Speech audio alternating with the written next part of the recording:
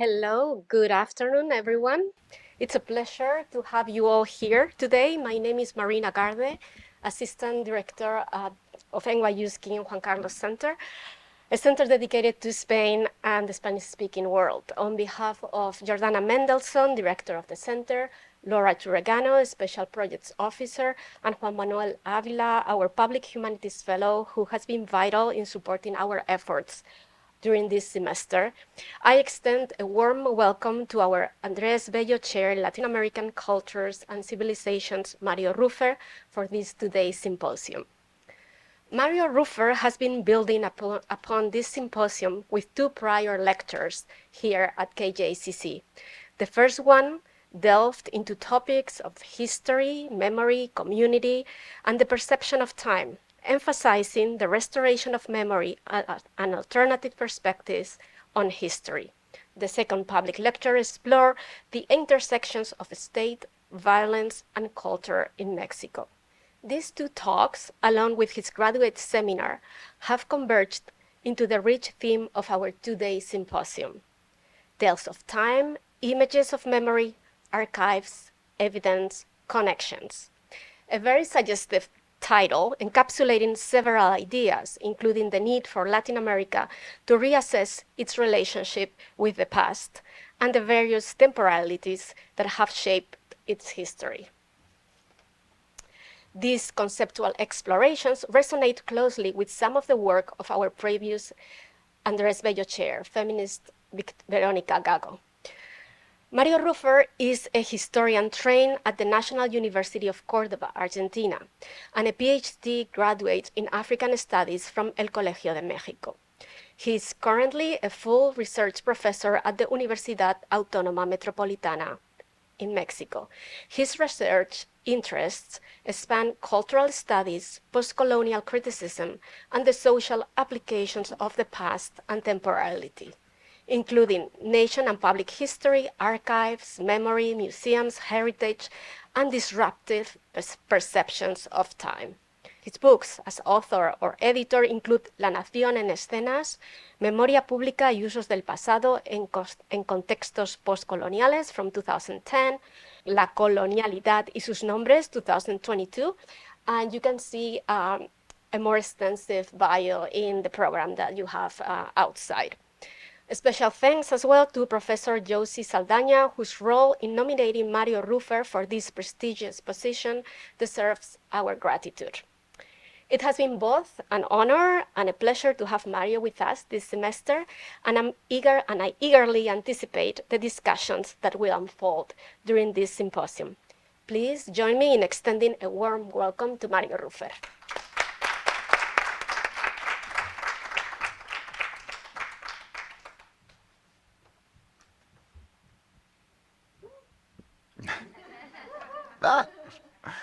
Well, thank you, everybody, for being here. Holding an event like this requires the work and dedication of many people who have been wonderful not only in their dedication to this symposium, but since my arrival.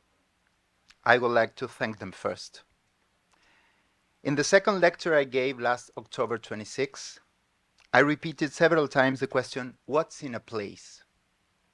A sort of indirect quotation of Shakespeare's famous question, what's in a name? Now, what's in this place?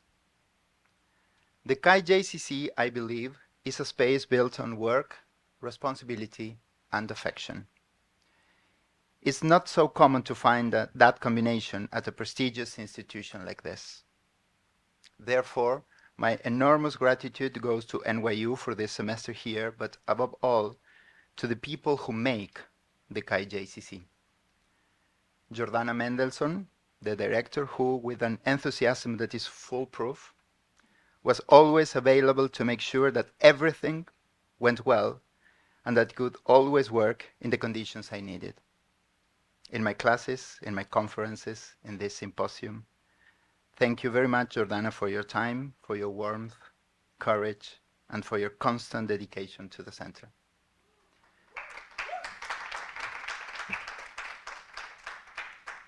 The duo composed by Marina Garde and Laura Turregano was always crucial.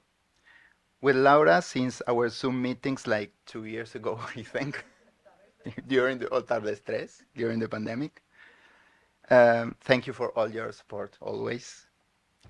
And Marina, who has gone through difficult times recently, reminded me in this month of the relevance of building a workspace from responsibility, but also from affection, care, and the possibility of showing ourselves as we are, sometimes more fragile than we pretend to be. For us academics, showing our fragility is often too difficult.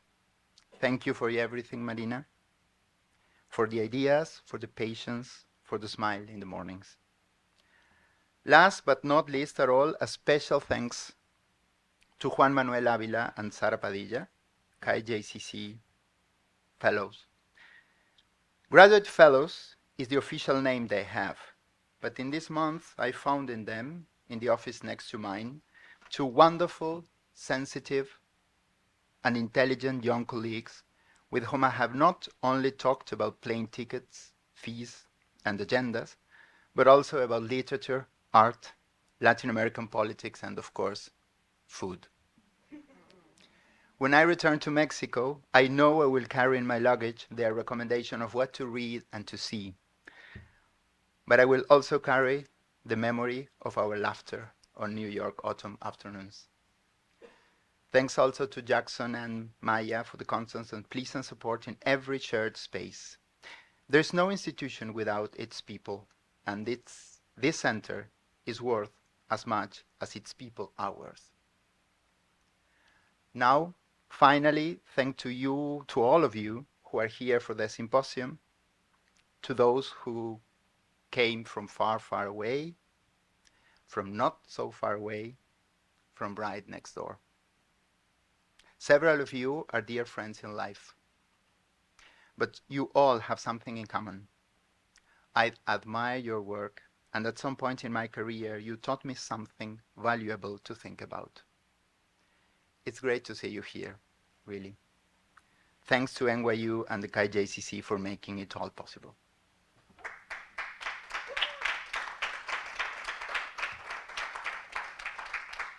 Now, to the point. Tales of time, images of memory, archives, evidence, connections. For some years now, I have been working on the use of languages of temporality as a way of managing populations and also of instituting imaginations. Michel de Certeau used to say that history, having been unable to think time, works with what it believes that it is in time. This may be an exaggeration, but it is true that it helps to think certain forms of the world we inhabit. I have been working also with Valeria Añón in some of joint texts with the idea that conquest in Latin America is not an event, but a structure. A form that was first taken by state power and later by corporate powers in order to disregard the forms of law and justice. At least in Latin America, the idea that the times of violence, of conquest are actualized, persist, are renewed, or continued is quite recurrent in memory studies. The notion that the colonial present of lords, warlords, and corporate powers operates alongside, and not just outside, the law and the state is becoming increasingly clear. The times of violence are also the times of law, and not the other way around. In turn, part of what I have been working on with my students in the seminar here at NYU has to do with the need to recognize that the times of experience, of all experience, but even more so of subaltern experience, are not linear. No memory is maintained in the sequential time of series. Memories that are neither recognized nor represented within the limits of the nation, of history, of cisgender experience. Reinhard Koselleck expresses it with some clarity. Experience does not create continuity. It jumps through time, end of quote. In this sense, historical anthropology on the one hand, and the more general fields of memory studies on the other, have strongly challenged the terrain of history in the dispute over how to legitimately understand the past, and in particular, how to legitimately understand the social and cultural management of temporality. In my public lecture here at the KJCC, well, Marina was clear in that, I worked on community archiving practices in Mexico, and then, more specifically, on the National Museum of Anthropology of that country and its specific control of the referents that separate zones of culture and peoples of history. The central point I wanted to show is that both the power of the state, increasingly fragmented and threatened, and the subaltern practices of narrating and highlighting the social experience of communities play with and contest specific forms of temporality. The narration, display, and management of temporality is not only a backdrop for ordering political experience, but a constitutive part of the exercise of that experience. Indeed, historical time, as a power artifact of the West, is a form of the myth of control, of evidence, of proof, sequence, and the knowable. Time is a tool for the exercise and expansion of sovereignty and resistance. That is why this point is so important. When Mexico reformed in 2001 its second article of the National Constitution, it stated that the country, and I quote, is a single and indivisible nation composed of multiple cultures. One nation, multiple cultures. What this sentence hides is not only the strength of a state that recognizes cultural rights, but not political autonomy. It hides also that in neoliberal regimes, multicultural state societies can legally exist, but not multi-historical state societies. As Anthony Anghie has shown, history and its pedagogical expressions of statehood in school events, performances, and politics is the discursive underpinning of sovereign expansion over spaces and territories. For this reason, although it may seem innocuous or obvious, established fact, it is necessary to give importance to the difficulty with which we accept the existence of multiple histories. Not because they are not multiple ways of living in time, but because they have been systematically thrown into the place of culture. There is history and then cultures of time, or what is the same, history and anthropological ways of conceiving temporality. But then, what's the danger of multiple histories to history? Probably one, association and connection, used to build plural, nonlinear memories. Marc Auger said that when a past experience can't be told, repression is not exercised on the event, on the remembrance, or on the isolated trace as such, but repression is exercised on the connection between remembrance or between traces. Therefore, remembering is less important than associating, free associating, as the surrealists were engaged in doing. Associating, that is, dissociating instituted, solidly established relationships in order to bring forth others, which are often dangerous relationships. End of quote. Okay, but dangerous for whom? Itza Varela, whom we will hear from tomorrow, has worked precisely on the relationship between the myths of the nation and the recent tales and popular narratives of the Afro-Mexican peoples. Some of these narratives, for example, deny a genesis in slavery. They propose another origin, perhaps far-fetched, perhaps historically wrong, but clearly poetic and political.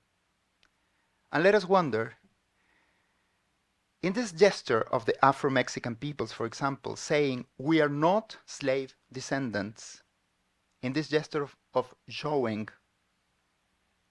as me as other, it is not the queer forms of time par excellence, as Seb Tortorici has worked as time against nature.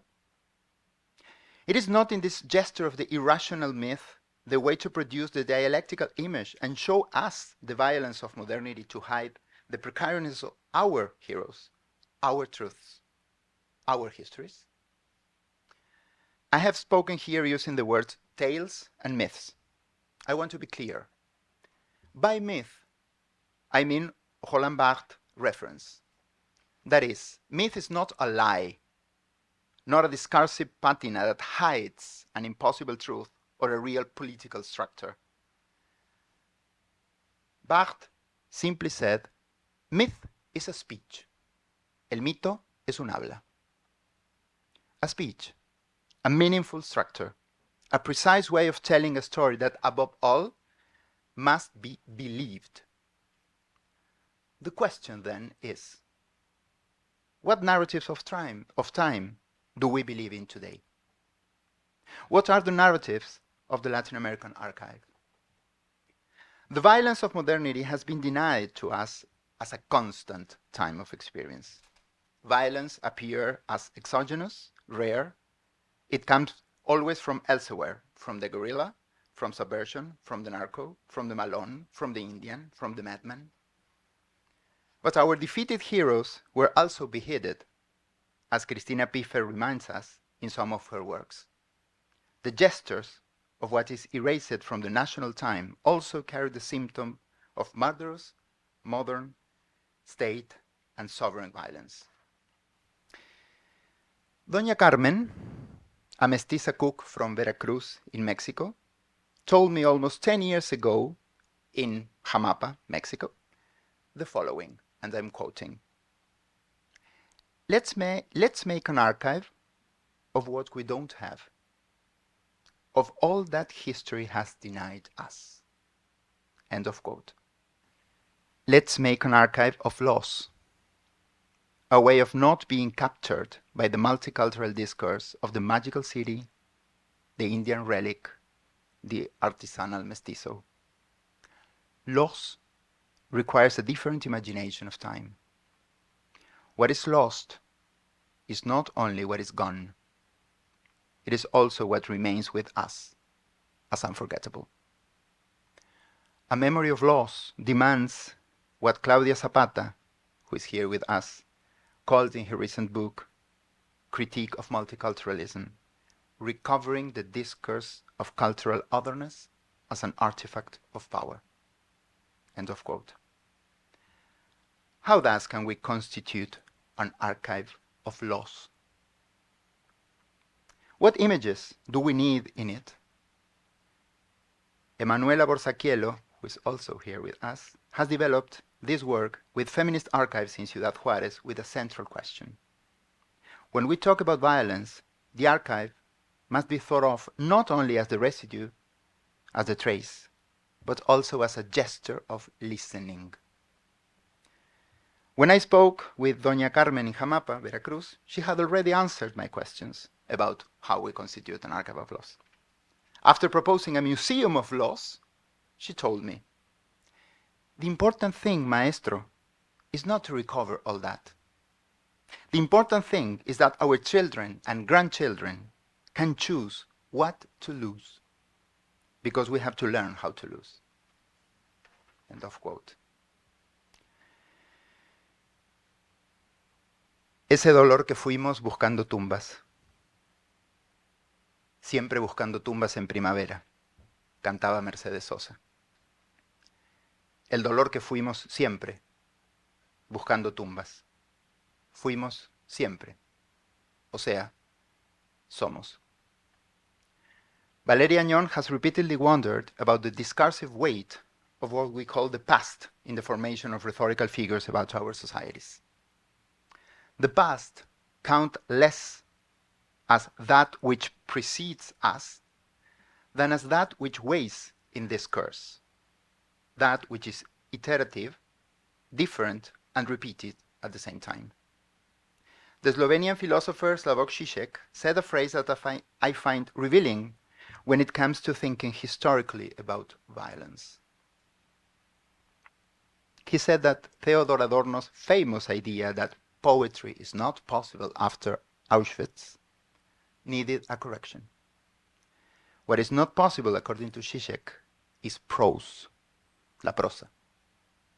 Realistic prose, chained, temporal, homogeneous, and transparent writing.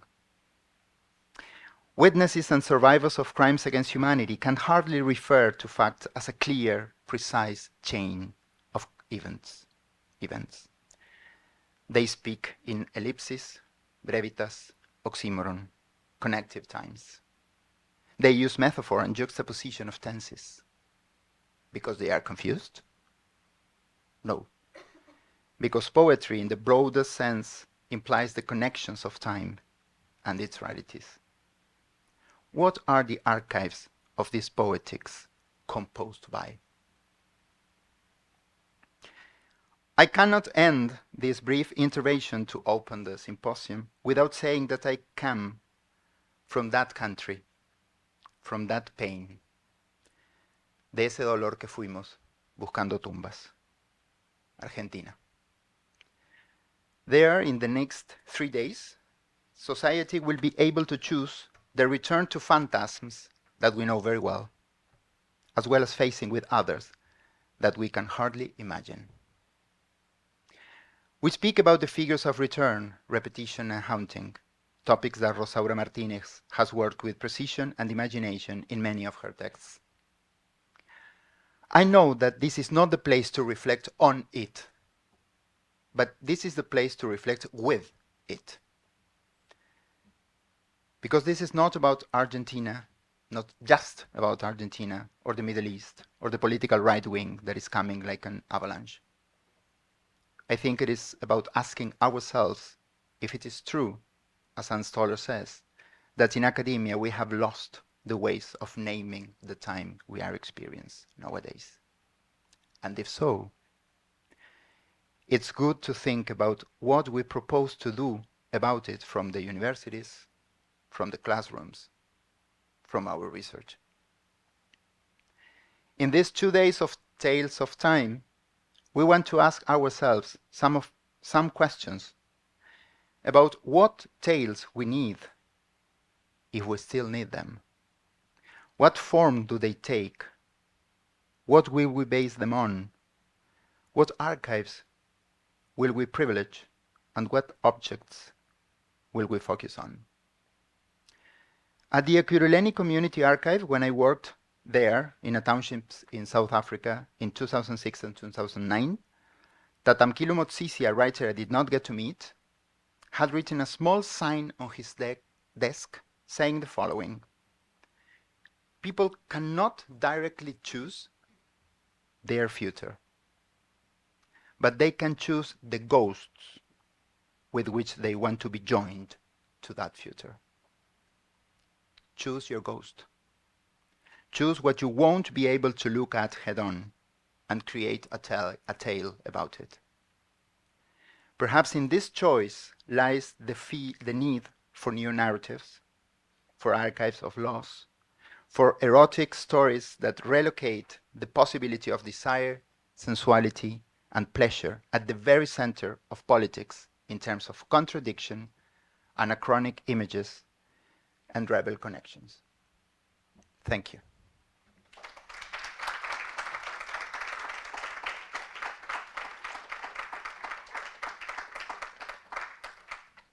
It's a real pleasure to have two excellent scholars with us, Valeria Añón and Rosaura Martinez Ruiz. Thank you very much for being here and for accepting the participation. This panel, the first one, is called Times of Politics, Times of Violence, Conquest, Repetition, Agency. Valeria Añón holds a PhD in literature from the Universidad de Buenos Aires. She has belonged to the Council of Scientific and Technical Research, CONICET, in Argentina since 2005. Añón is a professor of Latin American literature at the Universidad de Buenos Aires. Her specialization is in New Spain and Andean literature from the 16th and 17th centuries.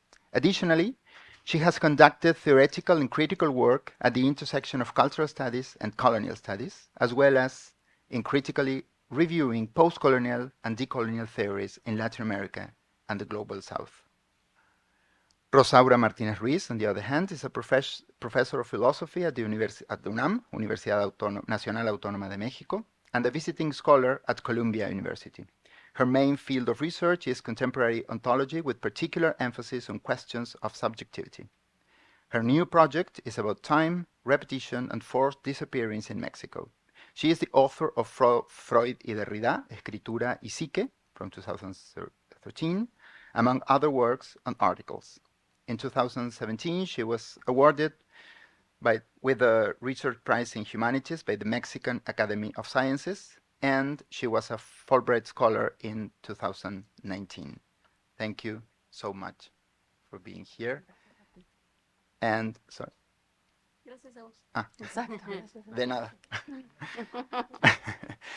Valeria's first intervention, its title is Conquest and Continuity, Notes for a Critical Repertoire.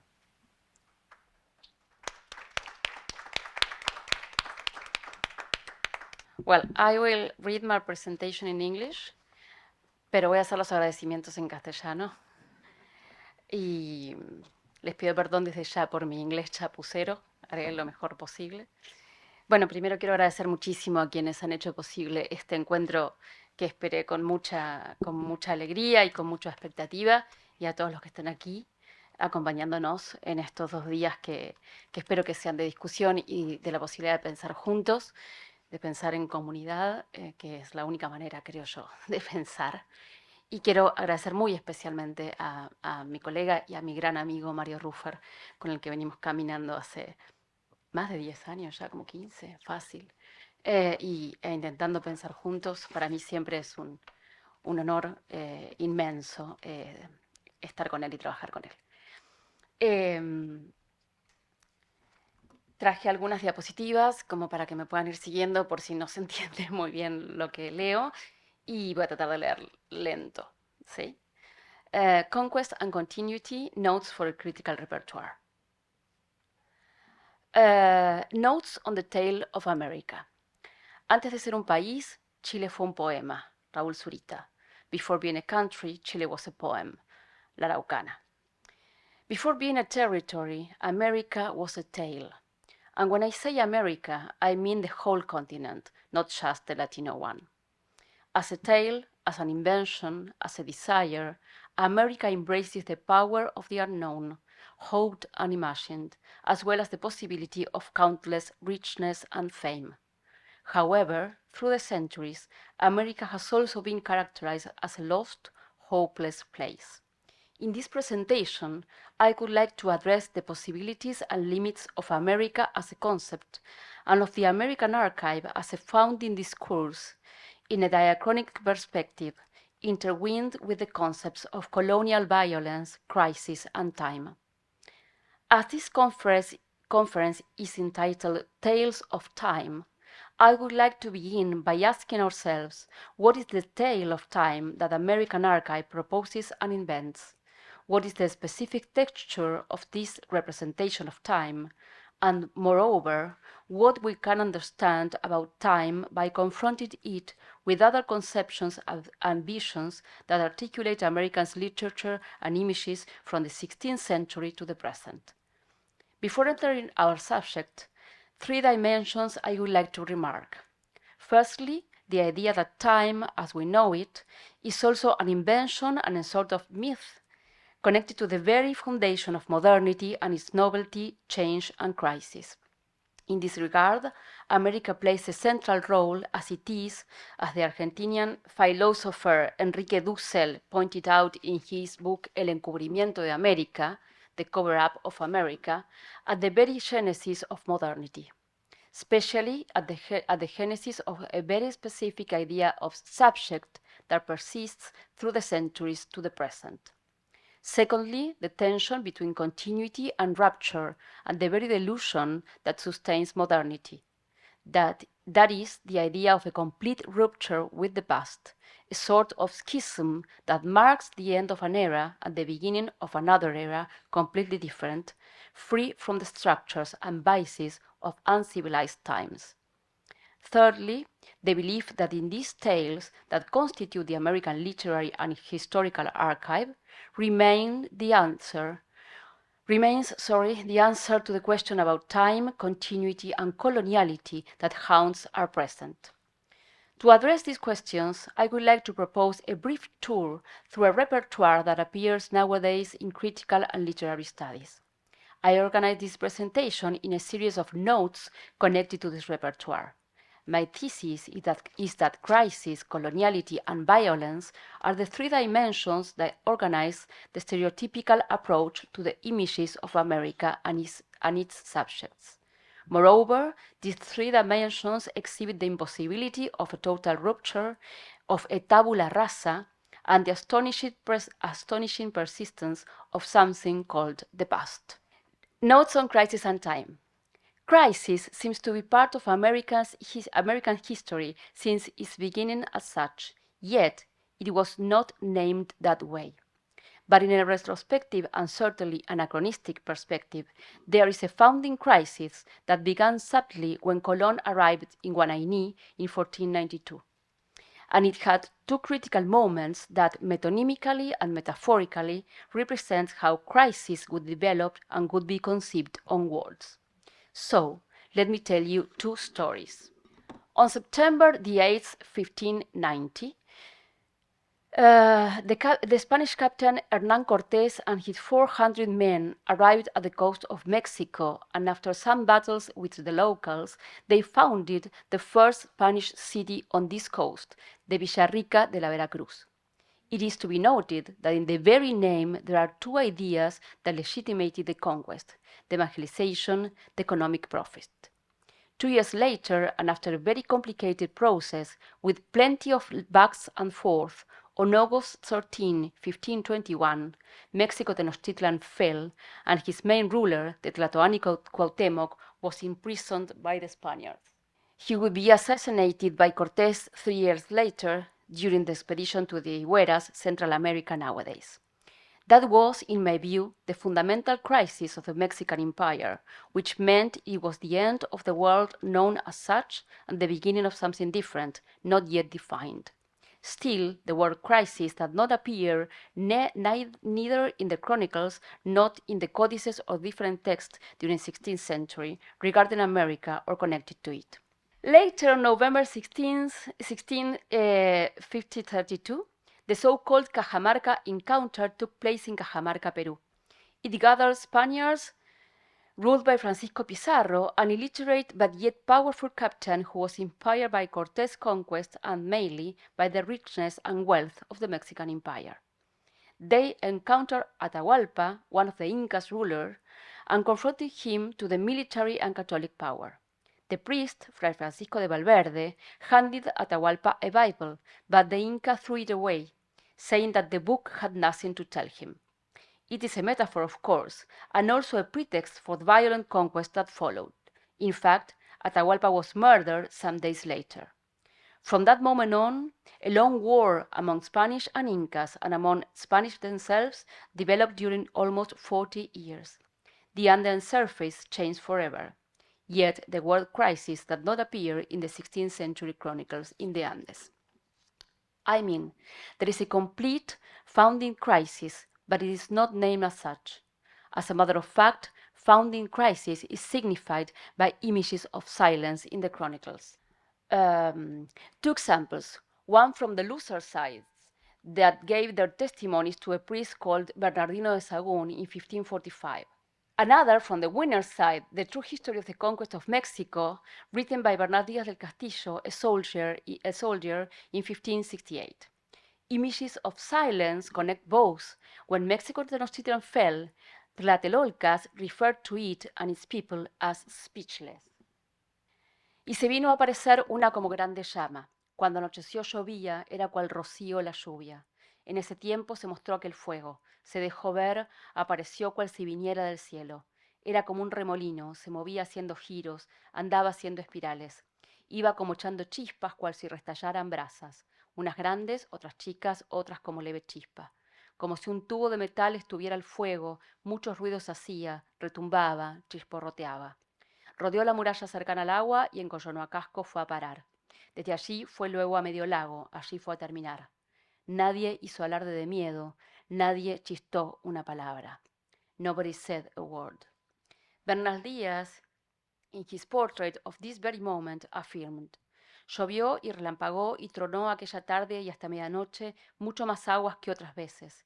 Y desde que se hubo preso Cuauhtémoc, quedamos tan sordos todos los soldados como si de antes estuviera uno hombre encima de un campanario y tañesen muchas campanas, y en aquel instante que las tañían cesasen de tañer.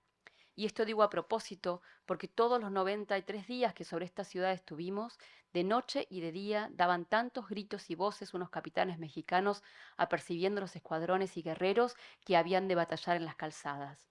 Y de esta manera de noche y de día teníamos el mayor ruido, que no nos oíamos los unos a los otros. Y después de preso el Cuauhtémoc, cesaron las voces y todo el ruido, y por esta causa he dicho, como si de antes estuviéramos en campanario. It was, as we say in Spanish, un silencio ensordecedor, a deafening silence. In this regard, silence and crisis are deeply connected to time and to how we conceived it. It is also deeply connected to the logic of the Spanish Empire that began developing as such in 1492, when the Castilian crown defeated the so-called Moros and expelled them from their territories, as well as all the Jewish people that had been living in the area for centuries. With this experience of violence and negative conception of Moros and Jewish as others, and therefore different and subject to punishment, a precise conception of time began to expand. In the progressive, providential, Catholic image of time that carried within the idea of an only God and an only legitimate religion, no difference or diverse religious faith was tolerable, and the Spanish Empire was built with this certainty. ¿Se viene entendiendo? Sí, perfecto. In the ancient world, at least in Mexico and the Andes, time was not necessarily progressive, but also mainly cyclical. And in fact, different kinds of calendars overlapped and ruled different dimensions of everyday life. There was no place to the rapture that crisis implies for us now. Moreover, what texts show is the idea of continuity, transformation, movement, but not the great transformation that crisis implies. This change can be seen in the way in which time is referred to and represented in the 16th century chronicles. In fact, the radical transformation can be seen in the dominance of one temporality over the other. On the one hand, Spanish chroniclers impose Occidental and Catholic way of measure time and name it, and it ruled every inch of the political, social, and bureaucratic practices. On the other hand, Mestizo chronicles gather and link the many calendars and name the same event or moment with different perspectives at the same time. The word crisis appears in 17th and 19th centuries, and mainly by Barroco intellectuals such as Sor Juan Inés de la Cruz or Juan Ruiz de Alarcón. Why then? On the one hand, we can think that it is really difficult to conceive and name crisis when you are going through it. You should stop, think, take distance to understand change, raptures, novelty. But also there is something connected with the very dynamics of colonization and coloniality. In the first century of the conquest, a profound change in Occident was going on, and the construction of an empire was taking place. Later, that was stabilized when colonial society was the only way to think of the present.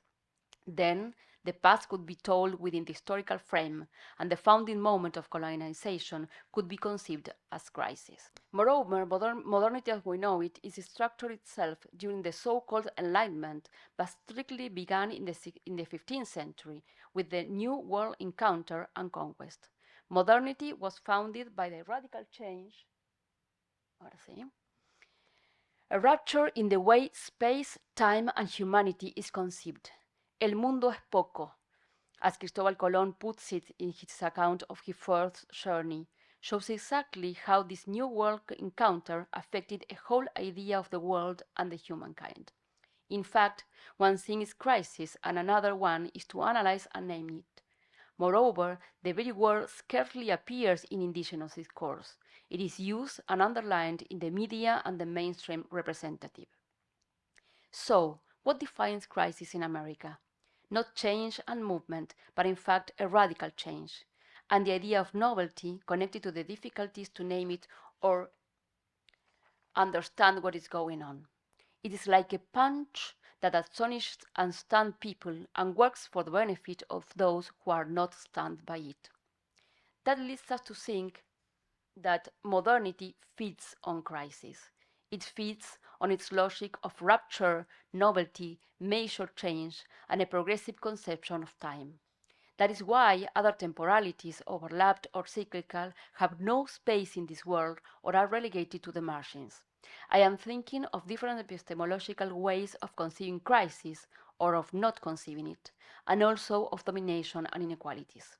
The uses of crisis, the production of crisis, the tricky idea fed by the media nowadays that crisis is permanent and unique and solvable at the same time. It is a kind of trap for the subaltern, who are hit by the crisis but have little space to solve it. But it is constitutive of modernity and colonization, and that is why, perhaps, the idea of permanent crisis is expanded in the global south. Last but not least, crisis is global and regional, unbalanced and unequal. The idea of crisis is distributed in a way that is deeply connected to coloniality. I mean, the global south is said to be in permanent crisis. Europe, in Dipesh Chakrabarty's sense, claims stability or conceives crisis as produced from the outside, the refugees and the idea of otherness that founded the very roots of our world. Crisis even reinforces the North and weakens the South. So, an important question, a rhetorical one, arises. Is there a way out of crisis in a modern colonial world? Notes on the lexicon of violence.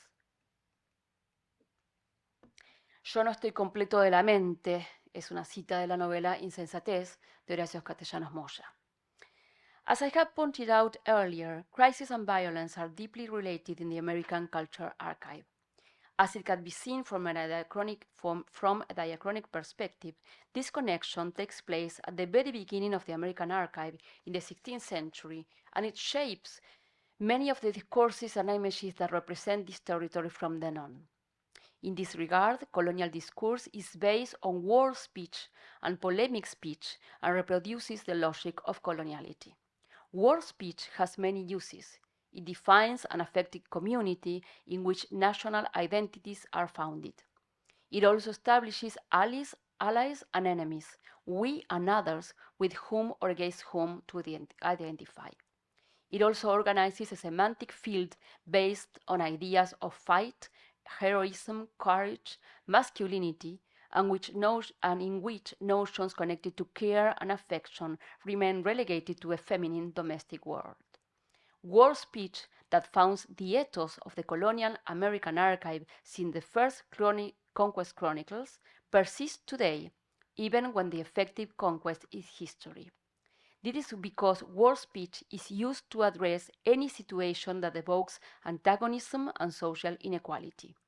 The main reason of this recurrence is that violence and war speech are an essential part of coloniality, which functions racializing subjects and imposing teleological temporalities. In this regard, war speech reveals itself as useful because it makes violence apprehensible and comprehensible, because it brings a theoretical approach that is well known, and because it makes violence tolerable and, moreover, an astonishing spectacle. Let's see a couple of examples connected to the 16th century to the present. In 1569, a Spanish soldier, Alonso Ercilla y Zúñiga, published the first part of his epic poem La Araucana, in which he recounts his experience as a combatant during the conquest of Chile. The poem was supposed to elaborate an elegy of the Spanish troops fighting against the savages, who, by the way, were not defeated until the 19th century. Here you have the first part of the poem. I will not read it. In this large poem, written within the epic Occidental literary tradition, the Araucanos, the Mapuche nowadays, stand out for their fierce, their intelligence, and their courage. Heroes such as Caupolicán, Lautaro, and Elicura, women warriors such as Huacolda are portrayed with admiration as well as distance and a bit of a paranoid perspective. As it is an epic poem, war is the main issue, and war speech is at its highest. The violence and cruelty of the Araucanos in the battlefield are only overlapped by the actions of the Spanish troops. This poem founds an image on Chile and its inhabitants that, as Raúl Zurita remarked in the first quote, also found a territory and a nation. This fearless and undefeatable conception of the Araucano continued up to the 19th century when modern nations were being constructed. To complete the task of creating a modern state, these enemies should be portrayed with all the attributes of the savages, first narrated as such in Cristobal Colón's navigation diary. Here is when war speech re-enters the scene to give ideological and cultural support to the so-called pacificación de la Araucanía. I will come back to this phrase in a minute.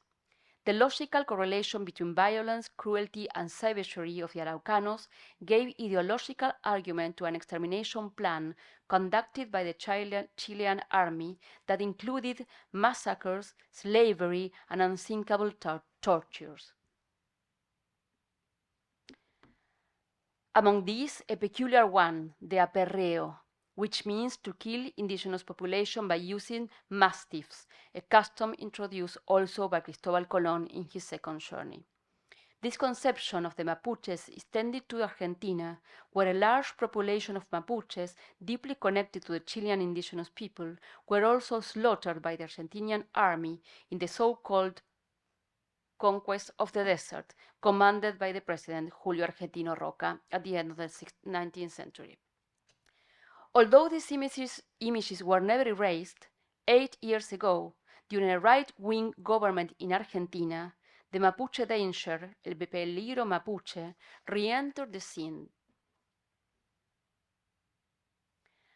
As the Mapuche population of the Patagonia reclaimed their rights on the land that were sold to some wealthy European men, João Luis and Luciano Benetton are the most famous, the Argentinian government, represented by his Home Minister, Patricia Bullrich, began an attack that left many dead, such as Santiago Maldonado and Rafael Nahuel.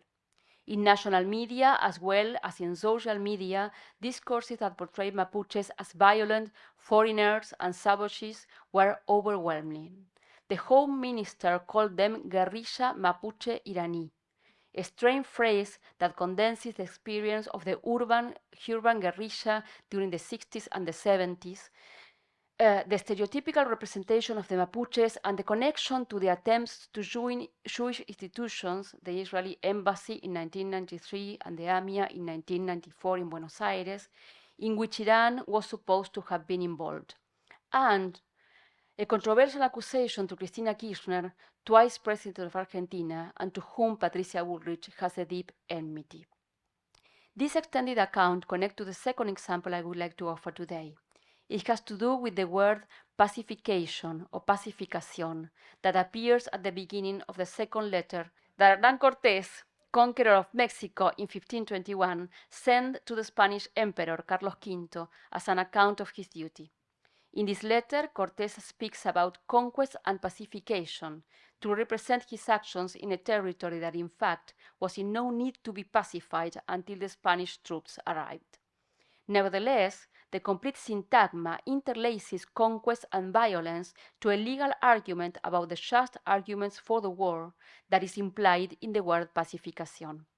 A couple of decades later, Felipe II, son of Carlos V, provided an ordinance by which the words conquest and war were banned in chronicles and official documents regarding America.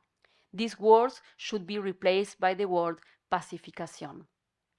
That is, as Michel Trulliot pointed out, a strategy to silence the past and the present by forbidding to name the violence as such. This is the same strategy that centuries later is used in the pacificación de la Araucanía and la conquista del desierto, a joint venture by Argentinian and Mexican armies, Argentinian and Chilean armies sustained on the idea that there were no natural owners of the land and that those who inhabited these places were savages that should be removed or disappeared. This constellation of terms returns in present days to give ideological argument to the fascist project that is represented by Javier Milei and Victoria Villarruel in Argentina. Javier Milei, candidate to the presidency, owns 4 mastiffs, called van dogs in English, to which he communicates through a medium that claims that it's capable to speak to animals, whether they are alive or dead, and that Milei called mis hijos de 4 patas, my 4-legged sons. These dogs that were used during the conquest to slaughter indigenous people and African slaves give him advice on how to conduct his campaign and how to govern the country, and are idolized by the candidate, who also identifies himself with a lion.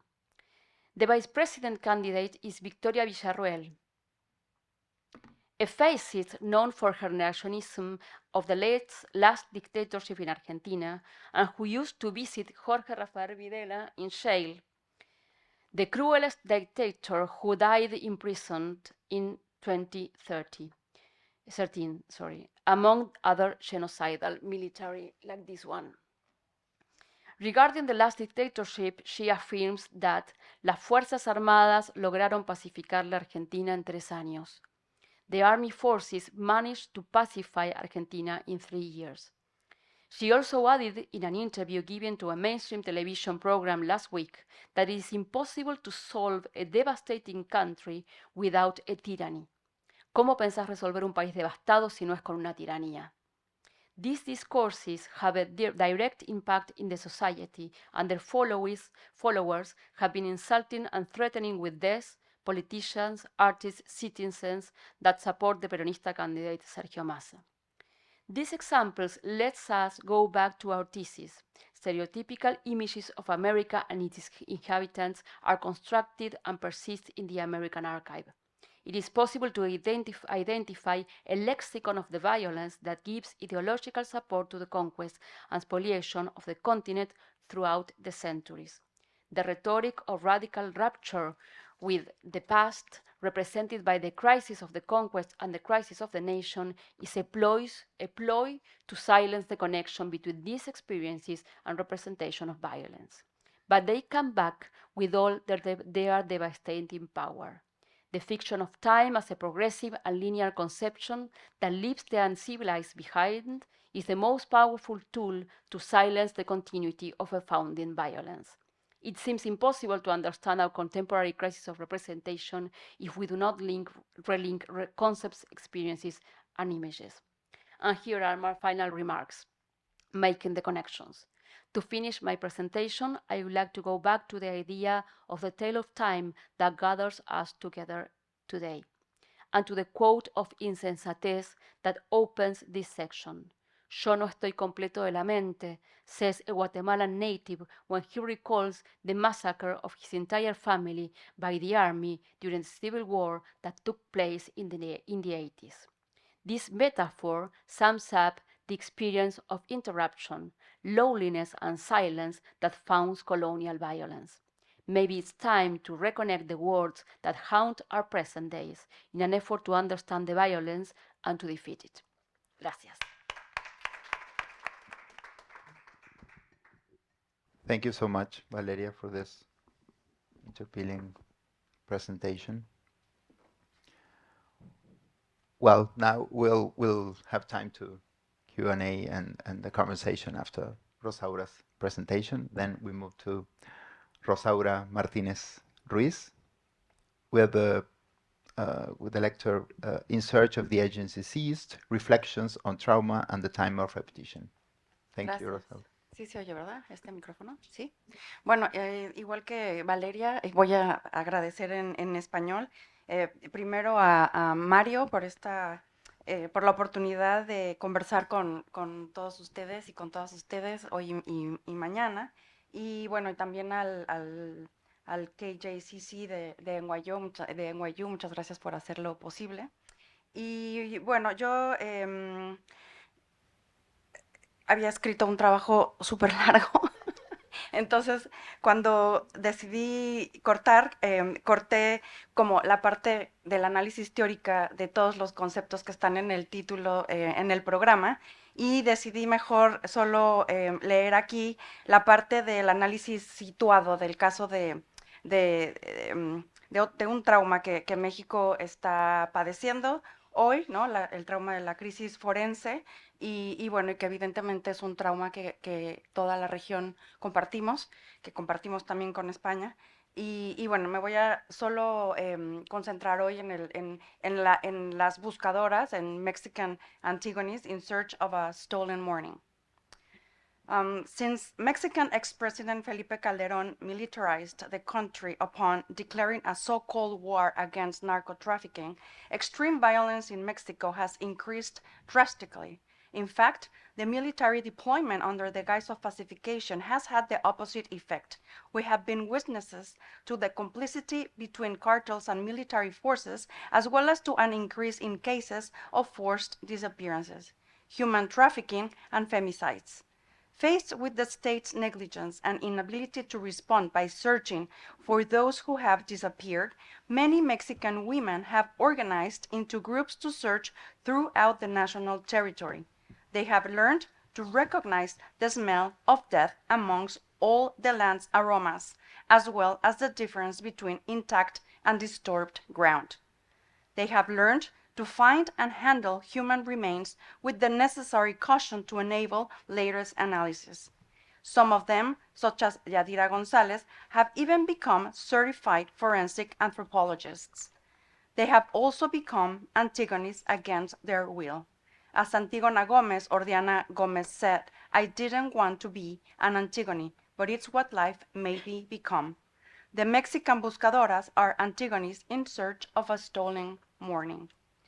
A significant number of adaptations of the Greek tragedy Antigone by Sophocles have been produced in Latin America in response to the multiple forensic crises that have devastated the region.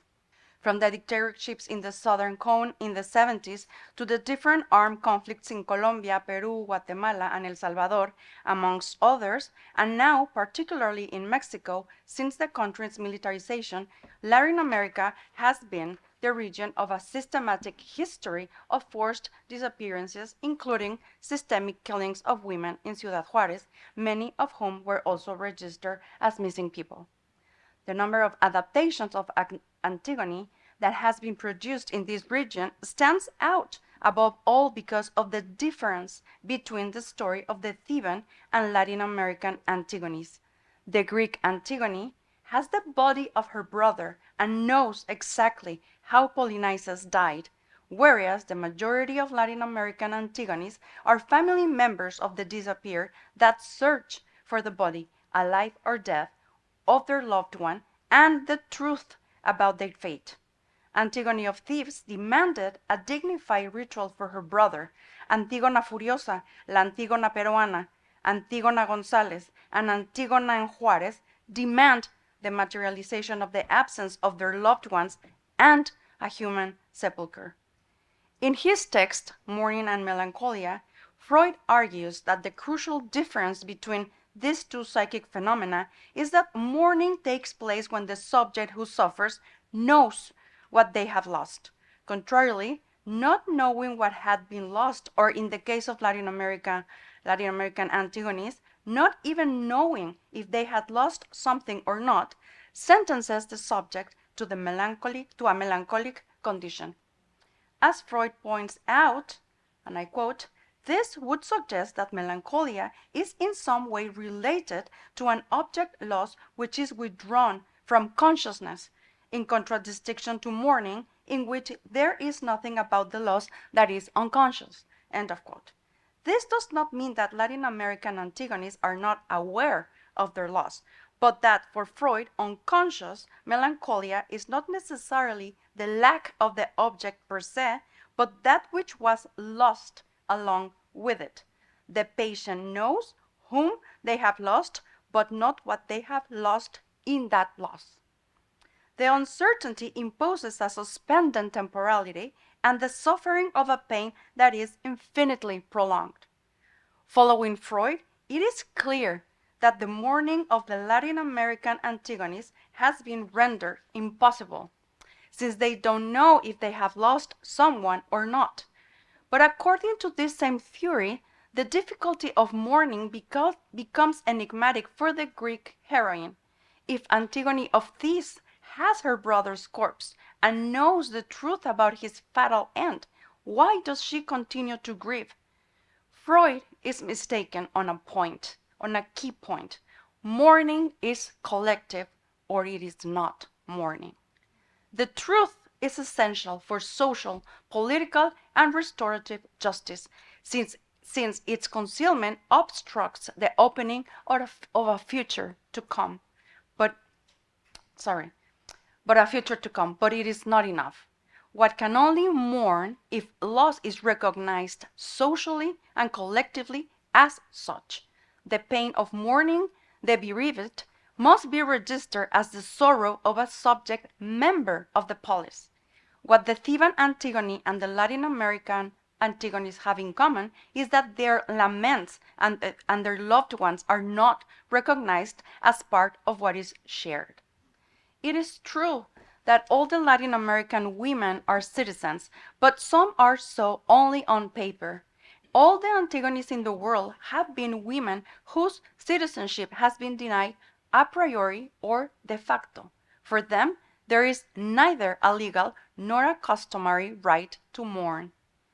This is narrated by Sophocles in the tragedy of Antigone and confirmed by the collectives of buscadoras in Mexico, the Madres y Abuelas de Plaza de Mayo, the Women in Black, the Madres de la Candelaria, the Mujeres Buscadoras de Calama, and the Agrupación de Familiares de Detenidos Desaparecidos. Knowledge of the truth is not enough for the process of mourning. Socio-political recognition of the loss is needed as well. That is, recognition of the loss on the basis of the mourner being a member of the community and of the polis. In other words, what is missing is a collectivization of loss. I begin with a point from Bonnie Honig's Antigone Interrupted, in which she develops a critique of what she calls a mortalist humanism, namely that which, based in the universality of the mortality of human beings and an ethics of equal grievability, recovers the lost universalism of human rationality, impossible to further sustain after the catastrophes, and here I have written the catastrophes of the 20th century, but also this century, also today. Honig opts for a natalist humanism by arguing that it is agonistic, while mortality and the demand for equal grievability are merely ethical, rather than political values. Honig argues that Antigone's civil disobedience is not extra-political and that her lamentation is neither maternal nor sentimentalist. Rather, there are clear political intentions in her speech. I share Honig's wariness of a mere ethical turn that abandons or attempts to disconnect itself from the political battle. However, I agree with the reading developed by Athena Athanasiou in Agonistic Mourning, Political Dissidents, and the Women in Black, who insist on the false opposition between birth and mortality, or between the need to advocate for a humanism with either one category or another. According to Athanasiou, lament is never mere phoné, that is, the lament for a dead person expelled from the political margin of their polis, or for a missing person is, as Athanasiou says, a critical denunciation of rendering certain humans as disposable. And I'm going to quote her. Once we challenge such configurations, the binary between affirmative militancy and regressive grief, we might be able to begin to make sense of the incalculably complicated and politically enabling ways in which these activists stage mourning as a site of agonistic resignification in order to interrogate hierarchies, injustices, and foreclosures upon which the dominant regime of grievability is sustained. In embodying the spectral potentiality of displaced memory, they performatively bring forth an alternative public, uno imaginario, I would say, following Mario's presentation.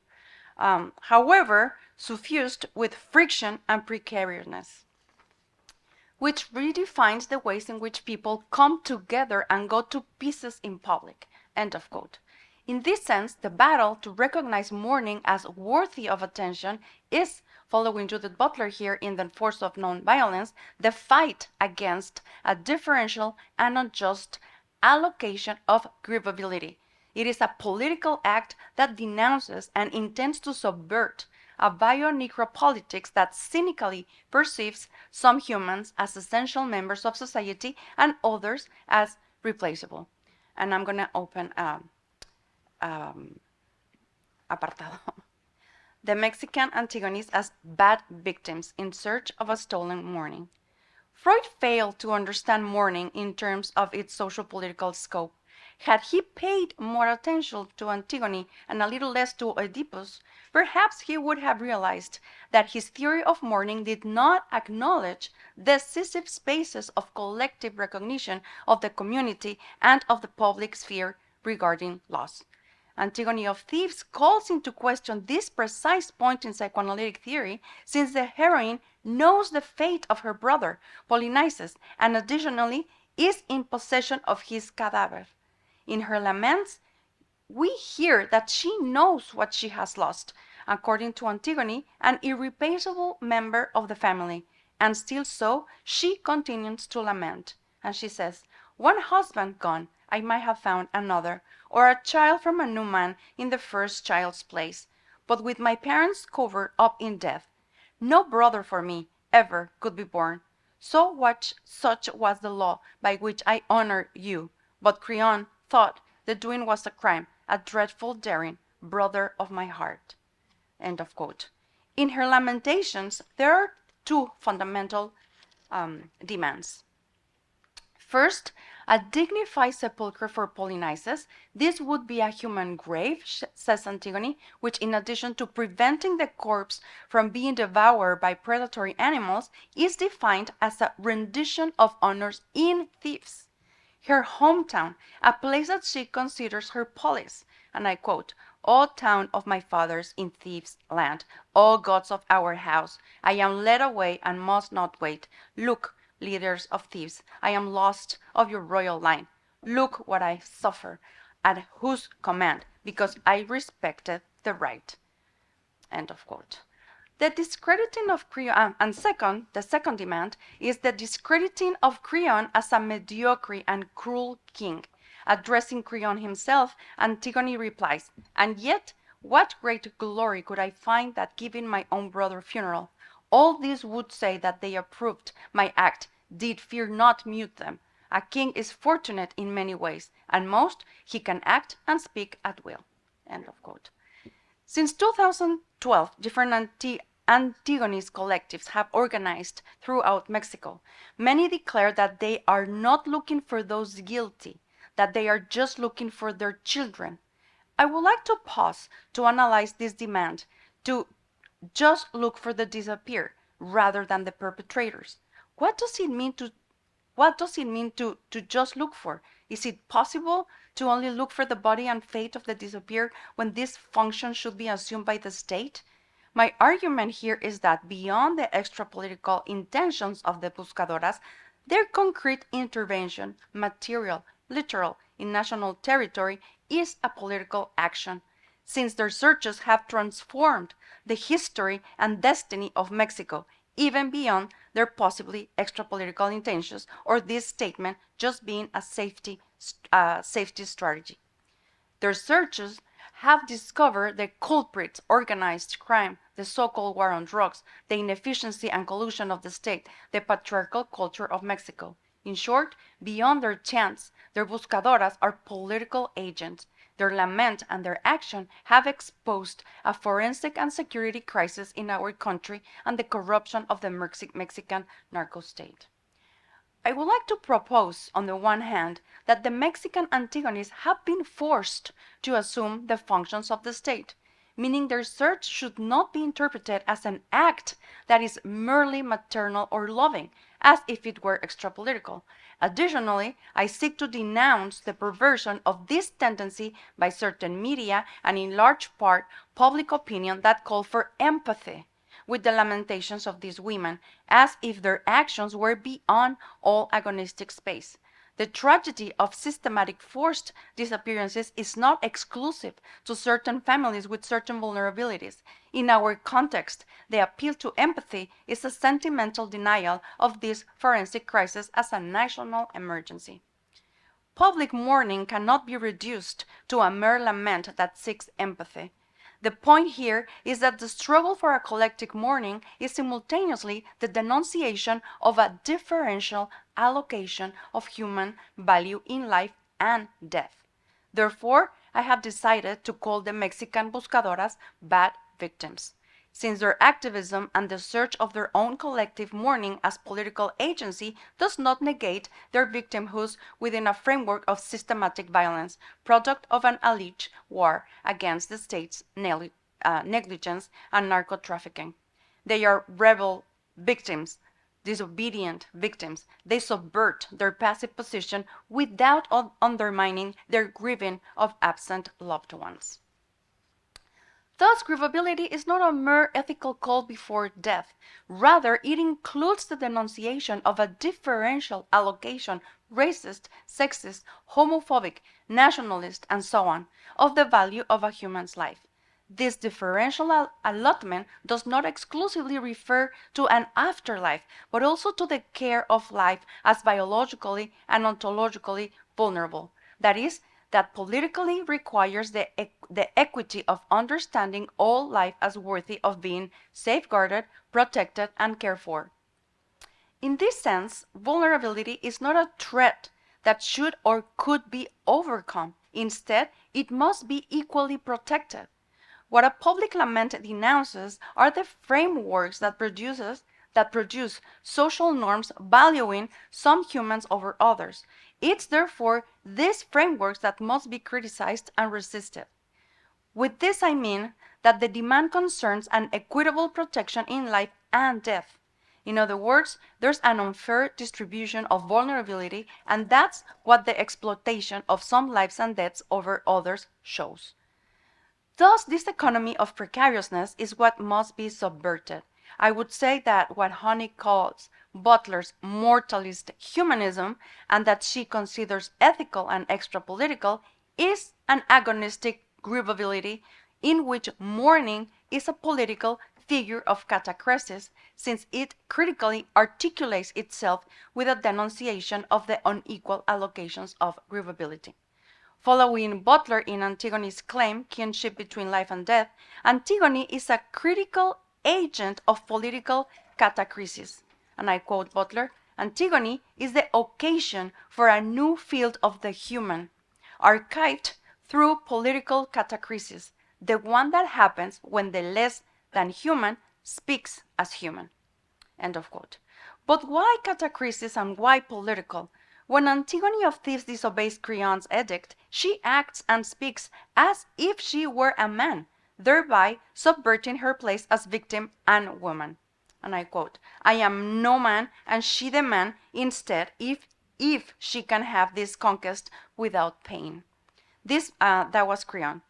This movement is characteristic because although Antigone, by lamenting, does not cease being a woman and is still punished for behaving as if she were sovereign, finally sentenced to death and entombed alive, she does succeed on one hand in making clear that Creon is a tyrant, and on the other that his punishment will be delivered by fate and the gods. His own son, Añón, Antigone's betrothed, advises Creon against his authoritarianism. Creon says, is the town to tell me how I ought to rule? Añón, now there you speak, just like a boy yourself. Creon.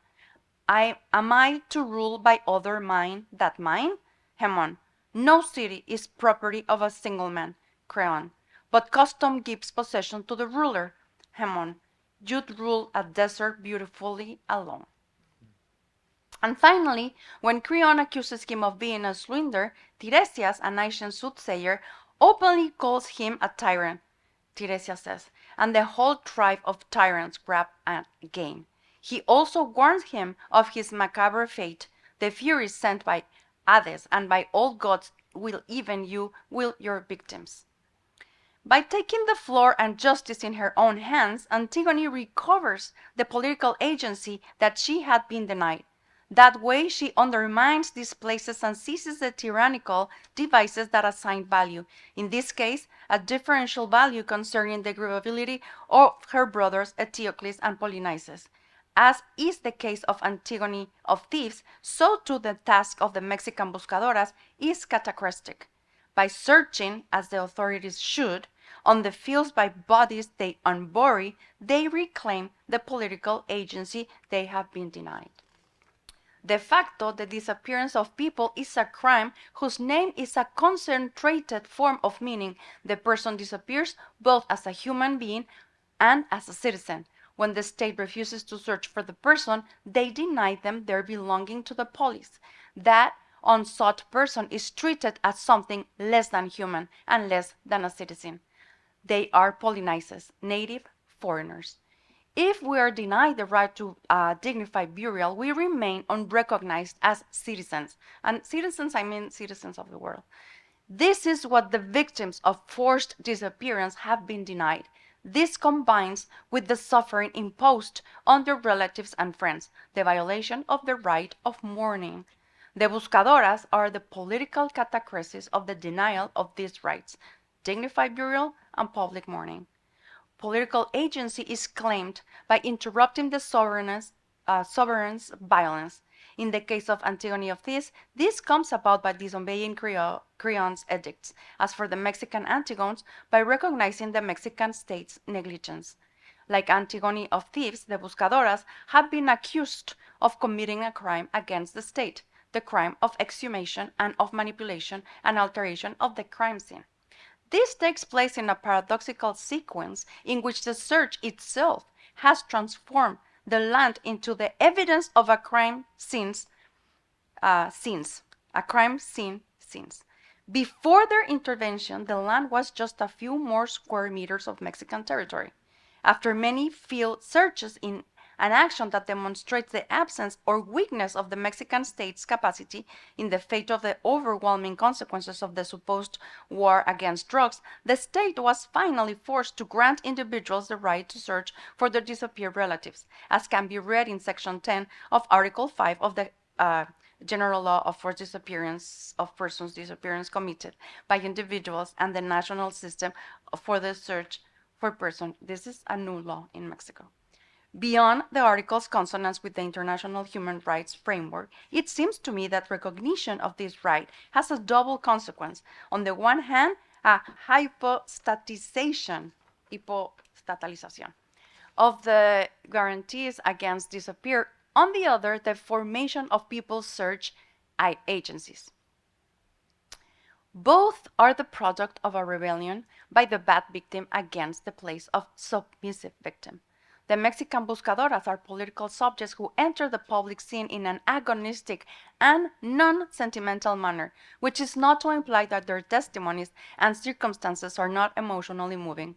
It is an agonistic mourning that is carried out via strategies that demand, and in the specific case of the buscadoras, search for, with their own hands, the mourning and memory of their loved ones, thereby questioning the biopolitics of this alleged war against narco-trafficking, in which one's own have been disvalued as disposable and expendable. In short, these Antigones respond to trauma politically, not as lloronas, who would wander the streets or suffer in the corners of their home corners without making a public demand to deal with this loss. In their searches in the field, they subvert the pernicious social imaginary of mourning as an intimate and familial elaboration. as can be read in the testimony of Juana B., a woman who participates in the search groups for missing relatives in Mexico, which I will quote below. It is in being with others that victimization transforms into agency and political demand, Juana B. says. The other learning is how to be supporting of the rest of the families that are going through the same process. Also, how this learning has also led us to have as much more active role as a citizen and as a society in the legislative process that affects us. Another, obviously, how to enter this whole world of human rights, so important, so relevant, and which, well, before we were completely indifferent. Now let's say that it is part of each of the activities that we do as a main point, and above all, the involvement as a citizen. I think that has been the greatest learning, and obviously, having met people of all characteristics who accompany families who in some way do it with the interest precisely of making this problematic visible, and also to learn from each other. End of quote. Juana B. is also a bad victim. According to Freudian theory of trauma, the subject repeats the violent scene in returning to it and anticipating it, not from a place of passivity, but precisely as the subject, agency of the event as action. In her testimony, we read Juana precisely as the subject of the event, and with strong political projects, and not as a melancholic mother, but as a woman on the battlefield, literally here, even with her weapons, pick and shovel. Like Antigone, Juana acts as a citizen, even though she does not count as one. Each group of the buscadoras was formed after many women went to the authorities to report the disappearance of their relatives, demanded their search, and provided clues to the police as to the likely location of their loved ones might be, and were left hanging. In this sense, buscadoras are women whose citizenship has been de facto denied. After reporting threats from a member of organized crime, authorities told Mirna Medina, "Well, woman, don't go looking."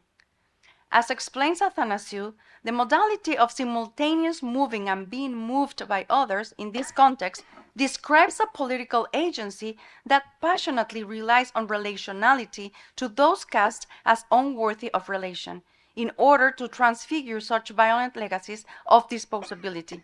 Hence, relationality transforms itself into a question of the political and its foreclosures, thus giving rise to concern about how to forge a grammar of solidarity with others in the aftermath of violence without resorting to the reifying categories of universal moralism and without repeating the ethical violence of the heart of humanitarian attempts to appropriate and idealize the other as an object of solidarity. I open another part. Mourning is collective, or it is not mourning. Mourning is also a collective responsibility. Those who have been denied this right need to have their lament listened to, as well as their loss acknowledged as valuable by the community of which they are part. As I said before, knowledge of the truth is not enough for the process of mourning. Socio-political recognition of the loss is needed as well. Antigone of Thebes cannot abide by Creon's edict because she wants to give Polynices a funeral that honors him as part of humanity and not leave his corpse as if it were an animal at the mercy of other scavengers. The funeral that Antigone wants for Polynices, and that she describes as fair, is the one that her other brother Eteocles received, one in which the entire community mourned him in traditional rituals and lamented his death. Buscadoras need social mourning rituals, as these are a sign of recognition of their loved ones belonging to the human community. If we carefully listen to Antigone of Thebes and the demands of the buscadoras, we understand that the demand for recognition of their loss in the public sphere is at the center of their lament. What bothers Antigone the most is that Creon had prohibited rituals and homage to Polynices. What Antigone condemns is the absence of public lament. Tranquilina Hernandez thus demands that the process of searching accelerate. And she says, we must continue. The people who are in the graves are not trash. They are not animals. We must hurry up and get them all out of there. Working through the loss of a loved one does not mean replacing one with another or turning the page of our own history with them to leave them behind and in oblivion. Rather, it means making the history. Mourning means making the history of the missing subject and our bonds with them into an exercise of remembrance, or in other words, transforming the loved one into someone memorable, worthy of remembering and commemorating. In this sense, claiming mourning as political deconstructs and subverts the allocation of memorability. Building history in and through mourning implies that the loss is named and recognized as such, that is, as a socially grievable loss. Furthermore, in a Derridian sense, this would also be a history to come, to the extent that by fighting for those losses that the state and or the community want to deny as subjects worthy of grieving, lamenting, we also resist the repetition of that violence of differential allocation of memorability. Unlike the melancholy that causes a temporary suspension, mourning reinaugurates future time. For while it facilitates the elaboration of history, or precisely because of this, it opens up the future as a horizon of possibilities as opposed to melancholic confinement in a predetermined fate of infinite suffering. In the same way, mourning implies the construction of history because only in the processing of the loss can it be registered, named, and respected as memorable. In this way, melancholy is precisely resistance to the reality of loss, and therefore to its registration as memory. In the political sphere, mourning means preserving the memory of what was lost with that disappearance because, as Derrida writes, that which disappears with each loss is the possibility of a world. And I quote Derrida, "Each time death is another end of the world, the same end another, and each time it is nothing less than an origin of the world, each time the sole world, the unique world." End of quote. Through agonistic mourning, a moralistic humanism in which all death are mourned can be synthesized with a natalistic one, because in order for all losses to be lamentable, an ontology of vulnerability and equitable memorability must be inaugurated, in which all lives are worthy of protection and of socio-political care of their growth. The unfortunate end of a world that every single death causes does not prevent the birth of a new one. However, how we deconstruct, which means both disarm and rebuild, the world that remains after a loss persists as a political task.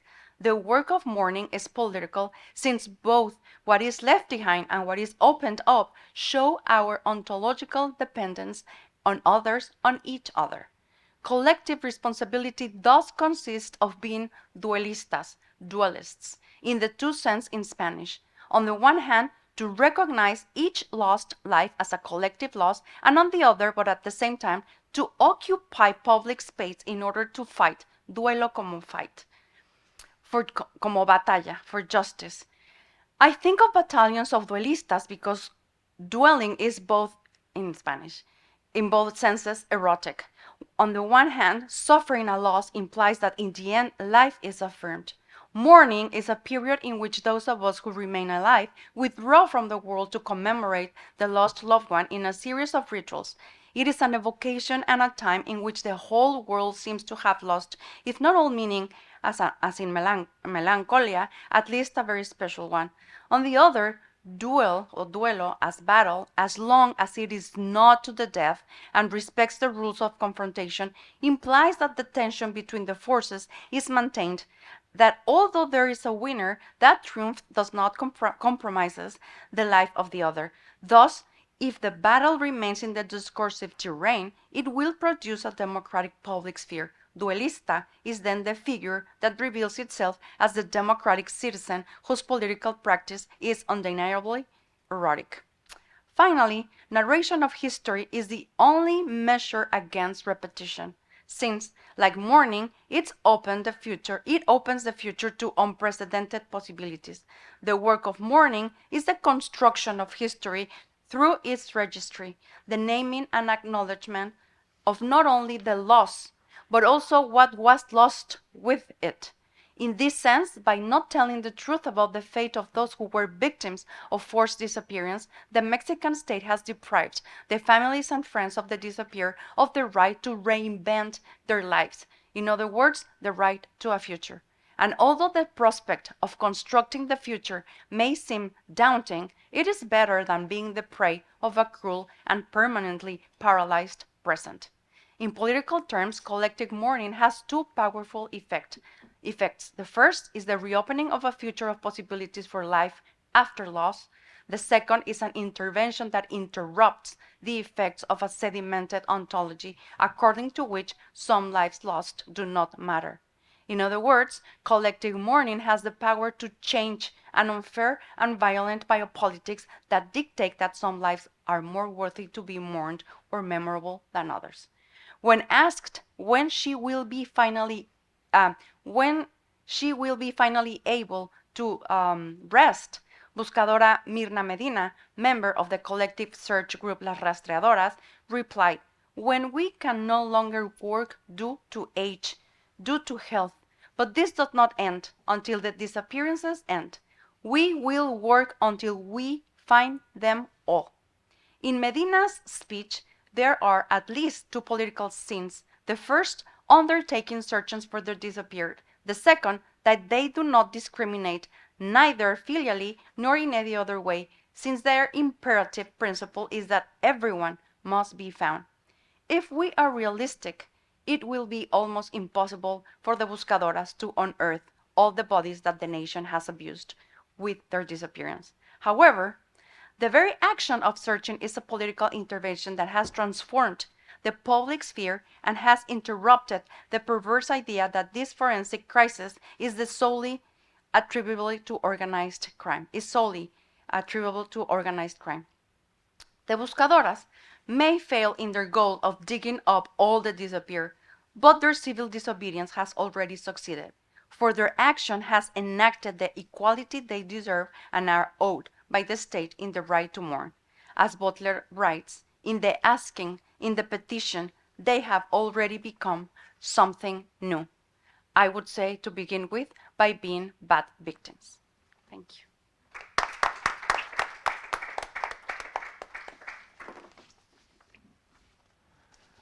Well, thank you, Rosaura, for your thoughtful presentation. Well, first of all, I would like to say something. Well, we'll open the Q&A, but first of all, I would like to say something about the language, that please be comfortable to speak in the language you are more comfortable, you feel more comfortable, Spanish or English, that's okay. Even tomorrow, when the panels will be in Spanish. Second thing is, we are not so many in the auditorium. Then there is someone who has serious difficulties in understanding Spanish.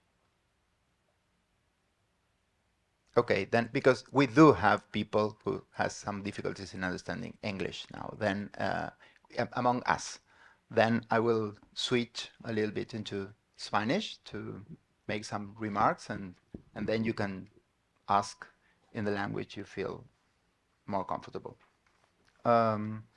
Bueno, primero, muchas gracias a Valeria y a Rosaura por estas espléndidas ponencias. Para mí era, quiero decir primero que el efecto que pretendía de algún modo, trabajando estas dos intervenciones juntas, era justamente ponerlas, quiero decir, juntas, era justamente el que se produjo, creo, porque por un lado me parece que, Valeria, hablaste y trabajaste sobre la fuerza, digamos, de presentar aquello que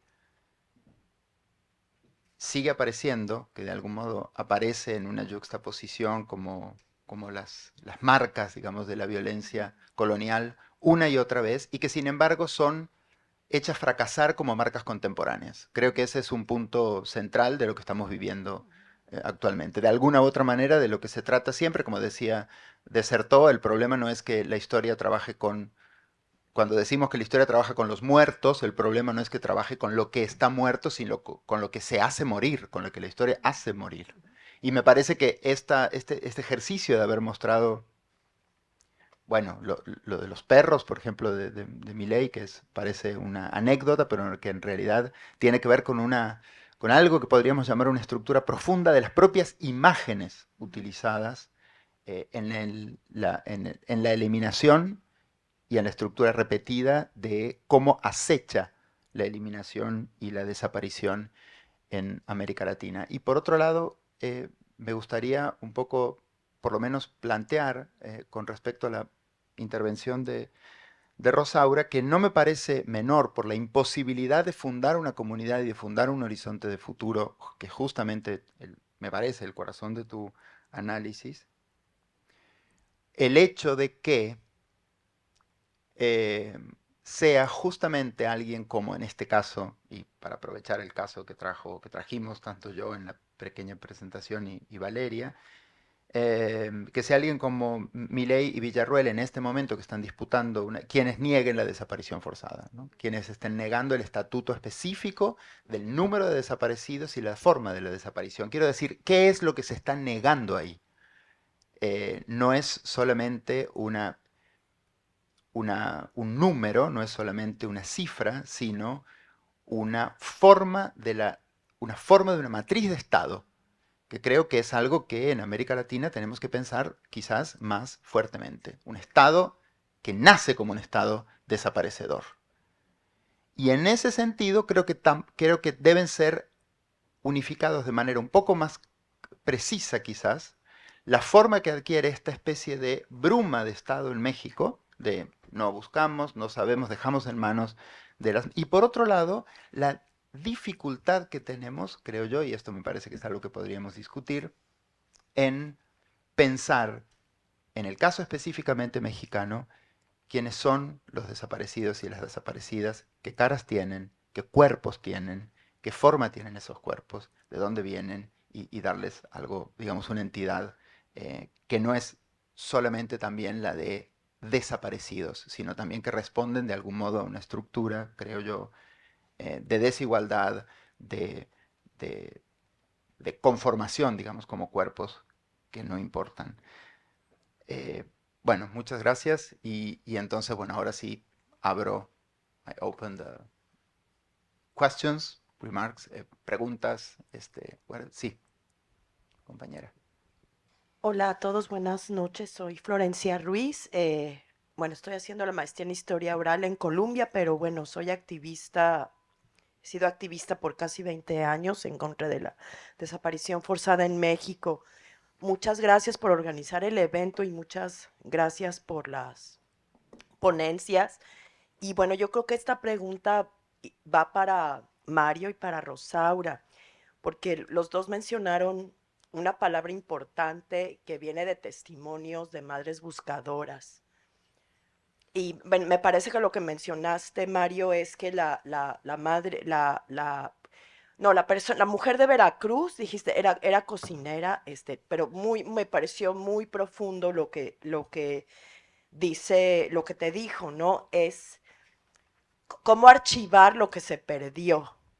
No recuerdo bien cómo lo dijiste, pero sí me centré mucho en qué es lo que se perdió y lo que tú mencionaste, Rosaura, es entender, o sea, además del ser querido, qué más es lo que se pierde. Y yo quisiera, bueno, la pregunta es, digo, de manera muy general, cómo como sociedad podemos entender o cómo podemos empezar esa conversación, qué es lo, además de el ciudadano que perdemos colectivamente, qué más perdemos, cómo podemos empezar esa conversación. Gracias. Gracias, Florencia. No sé si recogemos algunas otras preguntas antes de... y hacemos como una ronda de 3 y respondemos si les parece. ¿Alguien más?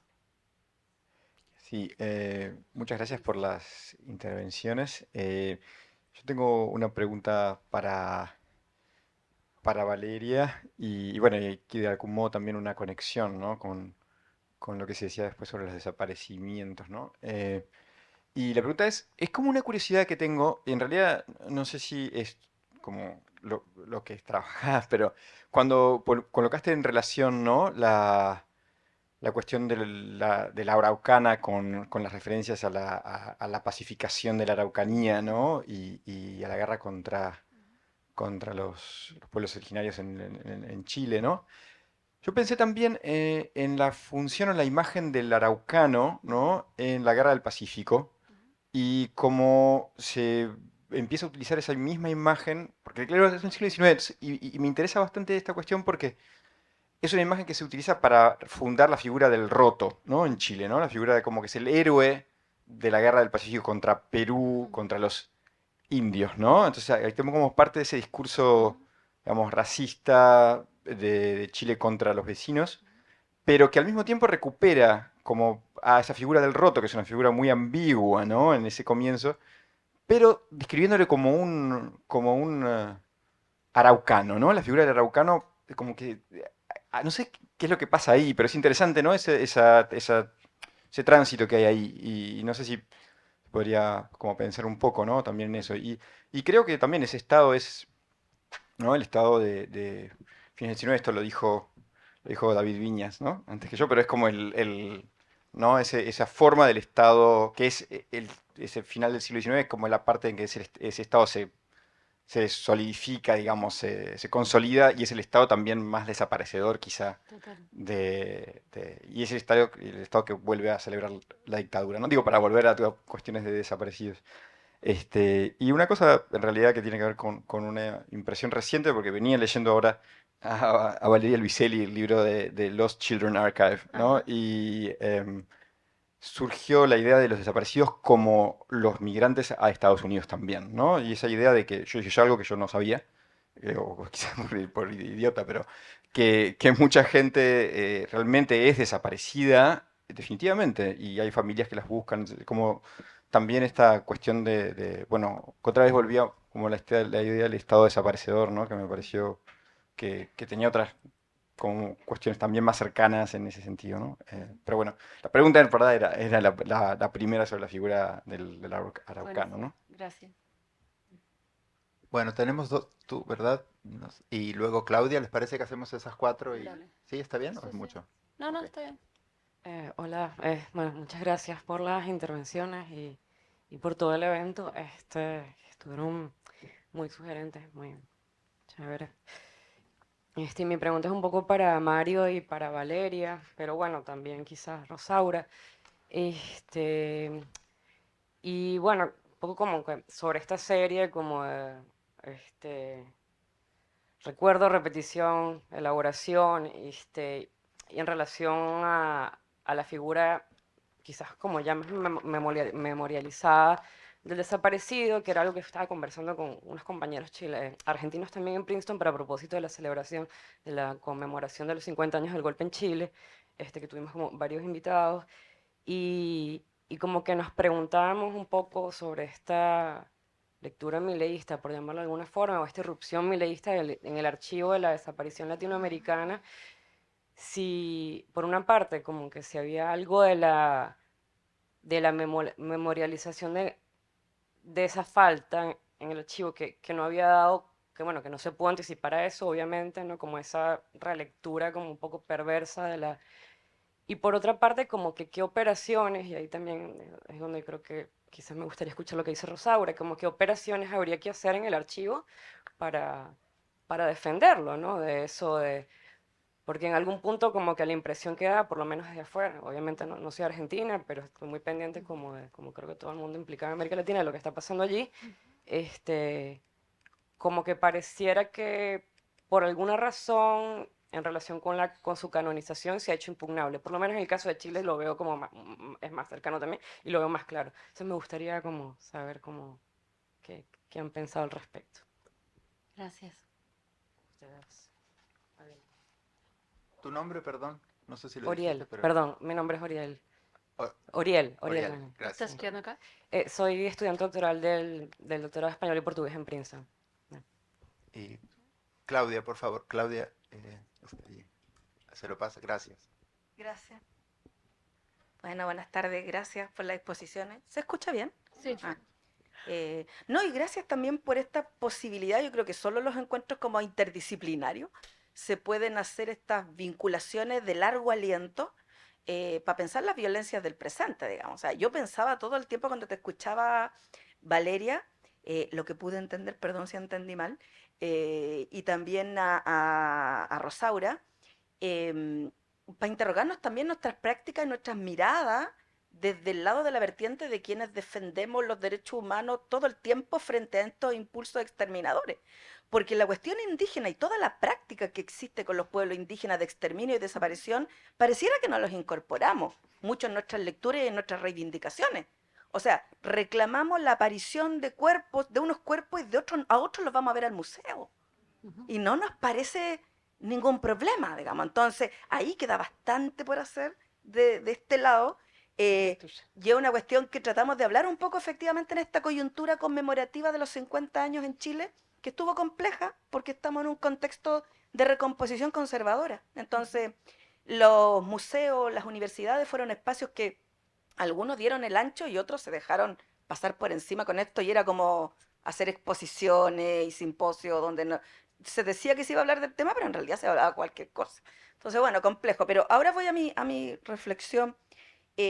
Rosaura, yo cada vez que veo temas de México de desaparición me pregunto, no sé si es lo que trabajas tú específicamente, porque ahí estás proponiendo unas categorías filosóficas para pensar el tema que son tremendamente importantes, pero yo pensaba cuál es el vínculo en México, por ejemplo, con todos los debates y las décadas que se lleva hablando de esto en el Cono Sur, en el entendido que son experiencias muy distintas, pero que en otros terrenos también se ha pensado bastante la figura de la desaparición, de la búsqueda, del duelo y de la víctima. ¿Ah? Y pensaba si habían algunos vínculos, me imagino que sí. De hecho, alguna vez en términos ya como pragmáticos y de investigación, alguna vez leí que se asesoraban las organizaciones de derechos humanos en México, por ejemplo, por expertos forenses argentinos. Entonces, hay una posibilidad transnacional de ir llenando un poco aquellos vacíos que deja la impunidad estatal. Y Valeria, también cuando te escuchaba, pensaba en los múltiples recorridos y cómo con algunas cosas, con el correr de los siglos, o tal vez tempranamente, se nos empieza a desarmar también este mapa de la idea de una razón moderna imperial, que eso incluye la práctica de la desaparición y hasta del genocidio, ¿ya? Una razón moderna imperial, colonial, pero después se va desarmando harto. Yo pensaba así como hasta la actualidad, y ahí te agradezco las menciones a episodios de hoy que nos preocupan, y creo que efectivamente tal vez lo que justifique nuestro trabajo es pensar el presente en términos complejos y densos, digamos, proponer esas lecturas. Pensaba que también con el correr del tiempo aparece una razón anticolonial moderna. Empieza a aparecer, digamos, con esfuerzos históricos que van a desencajar la modernidad, o al menos su vertiente emancipadora, que la van a desencajar de esa razón imperial y colonial y exterminadora. Digo, qué sé yo, desde los haitianos en 1804 en adelante y hasta el presente. Por supuesto son otras modernidades, otras propuestas y otros recorridos, que aquellas modernidades hegemónicas no les va a gustar nada, eso es obvio. Movimiento de liberación nacional mediante, digamos, y hasta el día de hoy.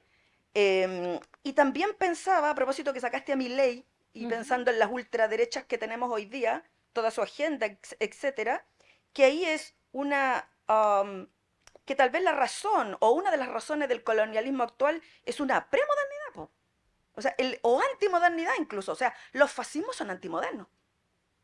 ¿Ya? Y parte de lo que se debatía también en la coyuntura revolucionaria en América Latina, cuando se hicieron reformas agrarias, cuando se emprendieron refundaciones estatales desde una mirada emancipadora, lo que se acusaba a las oligarquías imperantes era de antimodernas.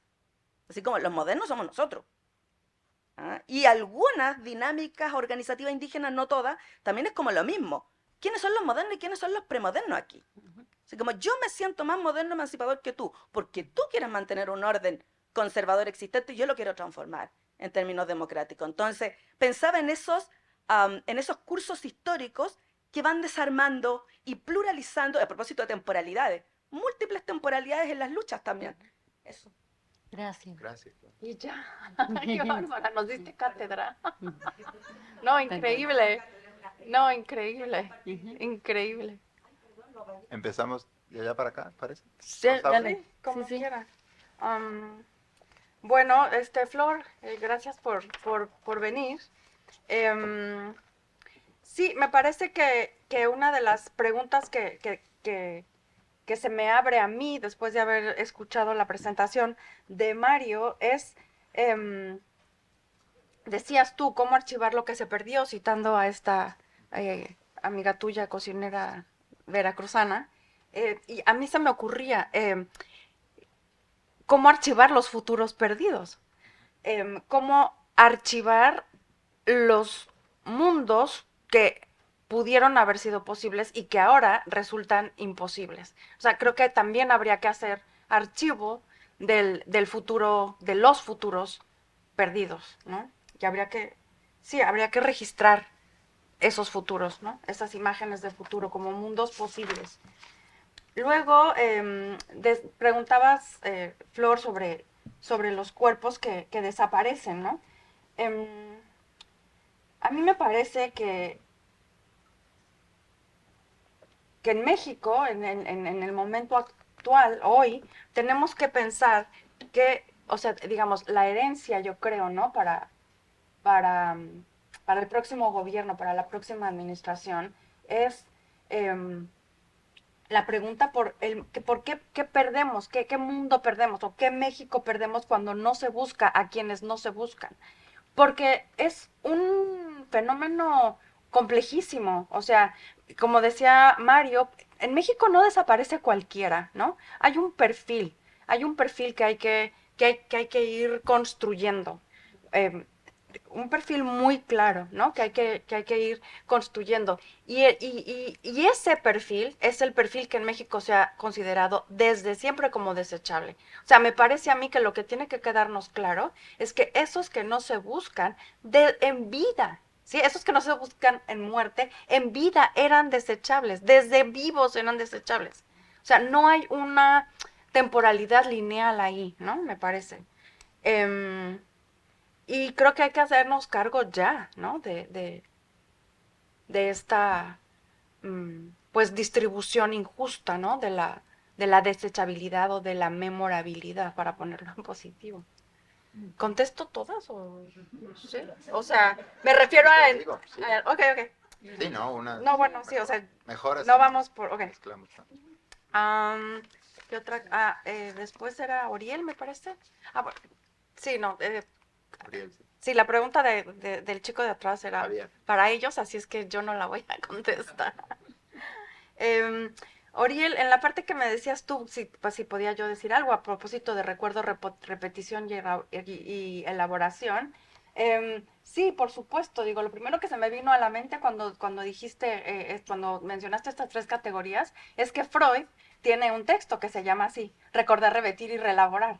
Y es un texto que a mí me parece fundamental para pensar la memoria y para pensar la historización y, por supuesto, las posibilidades de la apertura o de la inauguración de un futuro, ¿no? Ahí donde el trauma, el tiempo del trauma es el tiempo de la repetición, ¿no? Entonces, y lo que Freud dice en este texto es que solo la reelaboración, que hay que entender muy bien que no es un simple recuerdo, ¿no?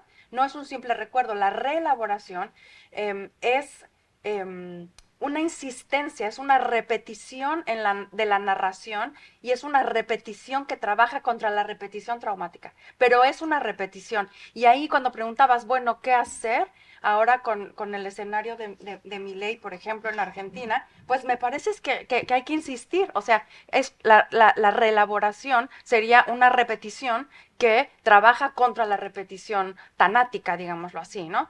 ¿Y por qué insistir? Porque pues evidentemente la memoria siempre está en disputa, ¿sí? O sea, la batalla no la vamos a ganar de una vez y para siempre, entonces no nos queda más que la memoria como una tarea que, aunque es imposible, hay que hacerla. me parece a mí.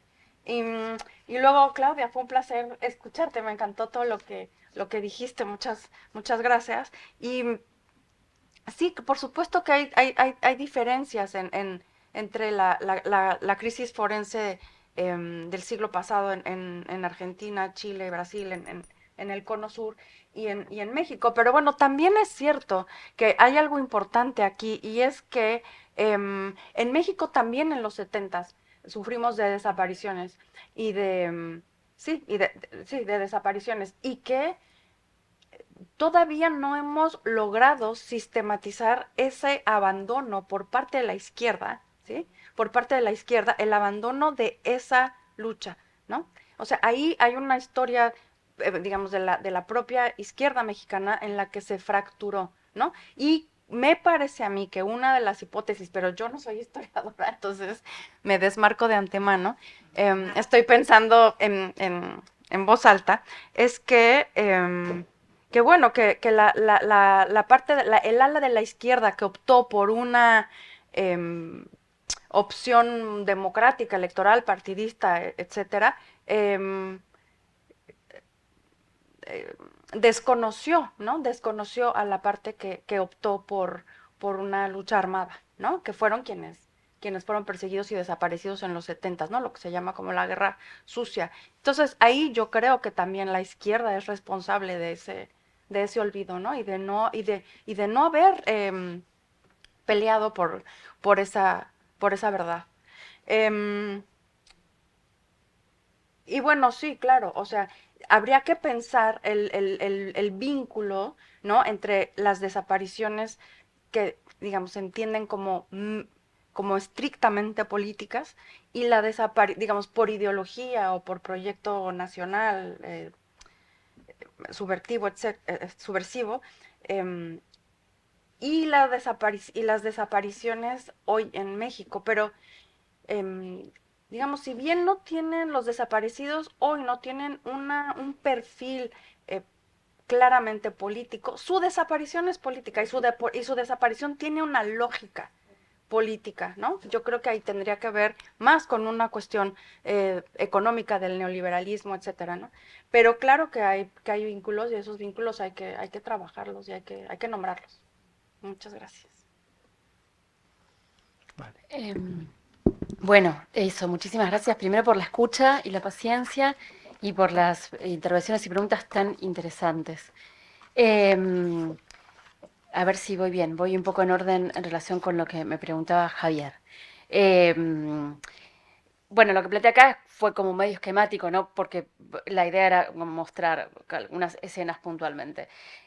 Yo creo que hay algo muy potente y poderoso en ese largo poema que funda, no solamente funda un país, digamos, un territorio, sino que funda una idea muy potente para todo el continente del americano, digamos, que es, y vos lo dijiste cuando hablabas del roto, la profunda ambigüedad con la que se representan en realidad esos sujetos, ¿no? Que excede totalmente lo que el narrador quiere hacer con ese texto, ¿no? Sino que es como si se le impusiera al narrador mismo esa ambivalencia de su propia mirada respecto de este araucano presentado como enemigo. Hay algo, obviamente, que conocemos bien, que es la tradición épica en la que se escribe, requiere un enemigo valeroso, un enemigo de talla, para que la victoria sea todavía más importante. Esto aparece en las crónicas también, no solamente en la araucana, ¿no? Y sin embargo, esa también requiere toda una serie de connotaciones que tengan que ver con lo abyecto y negativo para que esa guerra, digamos, esté legitimada. En el caso de la araucana lo que pasa es que, y es un poco también, esto también lo tomo de cuando Piglia lee el Facundo, ¿no? Y dice, hay una mirada absolutamente como que se distancia del narrador respecto del Facundo, además, y al mismo tiempo una mirada absolutamente admirada respecto de ese personaje que se come, digamos, el texto, ¿no? En la araucana pasa un poco eso, hay una dimensión, digamos, de cierto grado como del atractivo también por lo otro, por lo diverso, por lo que también es planteado como exótico, que atraviesa la mirada del narrador. Y eso también lo hace mucho más potente y yo creo que ahí está la clave, la continuidad y la la fuerza de estas imágenes para reproducir esa violencia a lo largo del tiempo, ¿no? Pues si fuera solamente la imagen de un personaje abyecto, no funcionaría, funciona solo para el poema y nada más. Es en esa profunda ambigüedad que puede permitir una identificación mayor donde radica la eficacia de esas imágenes, ¿no? Y yo creo que son muy eficaces, no solo para plantear esta línea que yo planteé, que yo marqué entre lo que es la historia de Chile, digamos, sino para extenderlo mucho más allá de esas fronteras y para pensar en alguna medida del siglo XIX, cómo la literatura del siglo XIX ha pensado esos otros.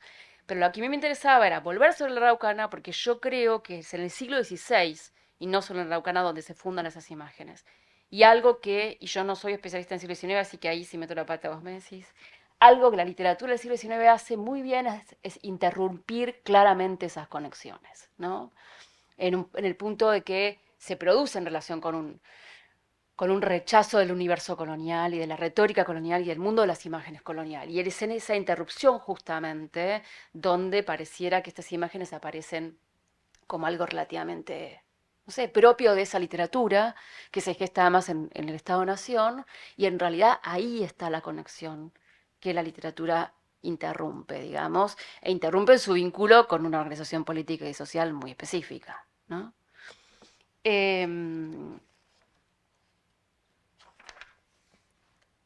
Con respecto a la pregunta que Ariel hacía, que tiene que ver también con esta cuestión, vos señalabas de la erupción miroísta en el archivo de la desaparición y qué pasaba con la memorialización, ¿no? Y en qué había fallado. Yo vengo de los estudios literarios, así que me atajo por ahí, digamos, o sea que, como decía Rosaura, voy también a pensar en voz alta. Eh, yo creo que acá igual hay algo puntual que no estamos mencionando del todo y que yo creo que también está detrás de esta irrupción, como vos la señalabas. Por un lado, no es una irrupción. Claramente es un discurso que se viene gestando largamente en Argentina, por lo menos en los últimos 10 años, ¿sí? Y que además tiene sus momentos fundantes en el gobierno de derecha anterior, ¿no? De hecho, la discusión en torno a la cantidad de desaparecidos fue durante el gobierno de Macri y la puso en escena el ministro de Cultura en ese momento. Ahí empezó. Entonces, ahí hay una línea para... Estamos todo el tiempo operando en relación con esta ruptura de las continuidades, ¿no? Entonces, pensar una irrupción también le da a Milei la ventaja de lo nuevo, ¿no? De pensarlo como algo nuevo y como el cambio, que es un término que Milei utiliza y que sus votantes utilizan para decir yo quiero el cambio. Y en ese sentido, toda una lógica que intenta desarmar eso dice, este cambio no es un cambio, es la continuidad de algo que ya conocemos como catastrófico, ¿no? Pero además, el término cambio es el que coloca, es el que se gesta en el comienzo de la nueva derecha, que se funda como tal en la crisis del 2001, básicamente, ¿no? Entonces, ahí hay una continuidad clarísima de crisis en crisis, que estas retóricas están rompiendo, están silenciando, están interrumpiendo. Esa interrupción es muy sintomática. Y hay algo importante, o que a mí me parece importante, porque este lenguaje de lo bélico, este lenguaje de la guerra que yo señalaba y que está permanentemente en el discurso público, ahora incluso en las imágenes habrán visto que Milei tiene una motosierra, pero claramente es un elemento, además de un elemento fálico, digamos, remite a un elemento como si fuera un arma, ¿no? En imágenes parecidas a las de Bolsonaro también, ¿no? ¿Qué es el mundo de la pandemia?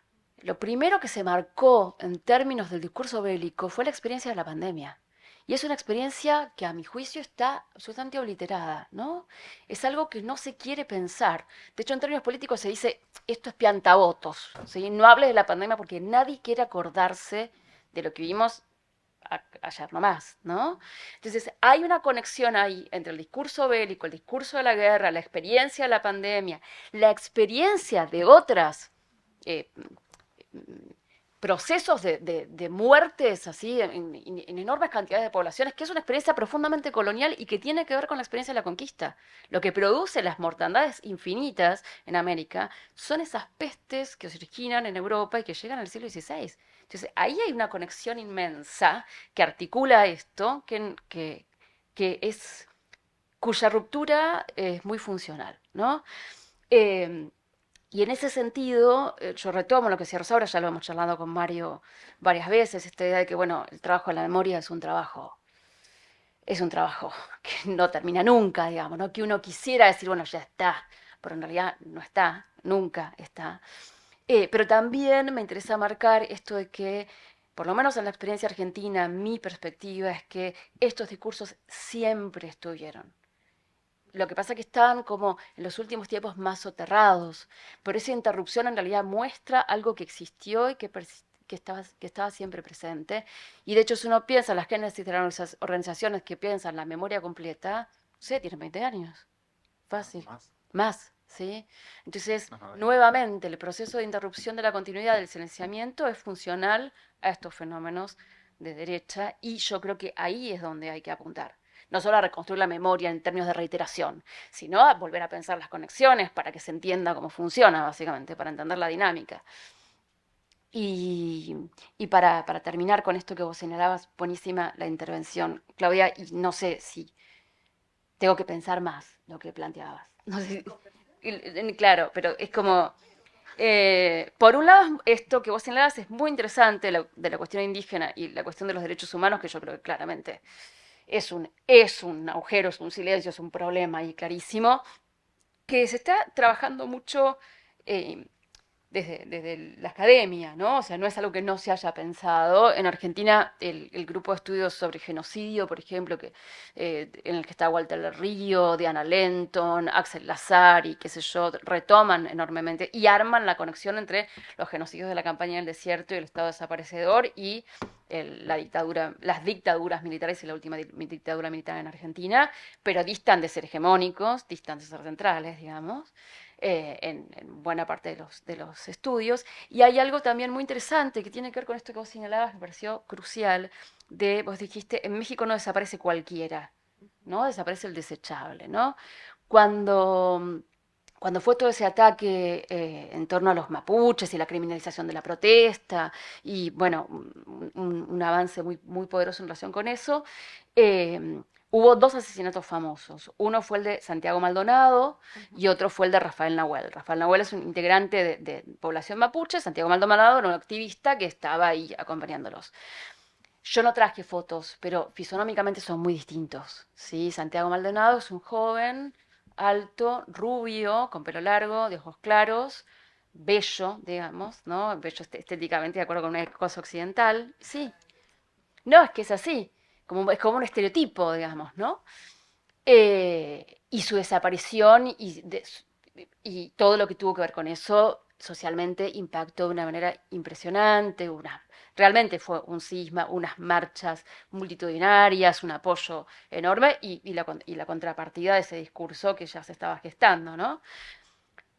Rafael Nahuel no. Rafael Nahuel es un mapuche, ¿sí? Un mapuru en realidad en un punto, ¿no?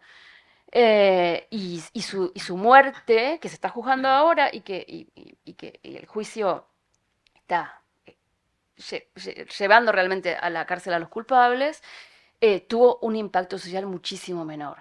Y hay un representante de la comunidad Cuom de Formosa que se llama Félix Díaz, también bastante cuestionado, pero que acá yo creo que dio en la tecla. Cuando cuando mataron a Rafael Nahuel y desapareció Santiago Maldonado, él dijo, bueno, la gente sale a la calle porque es blanco, ¿no? Si no fuera así, no.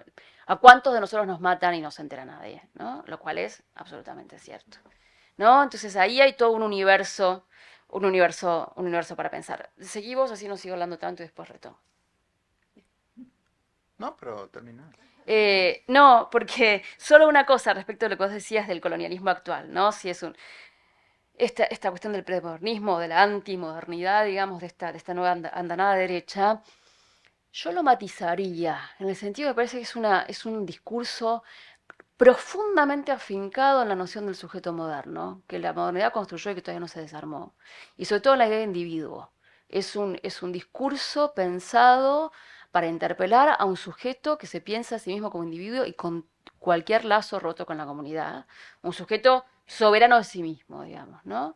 Y yo creo que hay algo muy poderoso y muy eficaz que ese discurso de derecha fascista en Argentina por lo menos construye, que a mi juicio tiene una larga tradición, por lo menos en la cronística latinoamericana sin duda. Es el sujeto que narra las cartas de relación de Hernán Cortés. Ahí se funda y ese mismo sujeto sigue operando ahora, no porque exista, sino porque hay algo del orden de la identificación en esa subjetividad. Entonces, es como si hubiera algunas dimensiones de lo antimoderno, digamos, y algo que tienen que ver, no sé, con... Pero ni siquiera, ahora que lo pienso, ¿no? Porque, digo, dos argumentos que se ponen en escena. La venta de órganos, ¿no? Y la idea, cuando le preguntan a este personaje... Perdón por traer la realidad argentina, mirá acá, es un bajón. A este personaje, ¿qué le parece? Y dice, bueno, es un mercado como cualquier otro mercado. Esa idea del cuerpo del otro subalterno, porque claramente es el muerto de hambre el que te va a vender el riñón,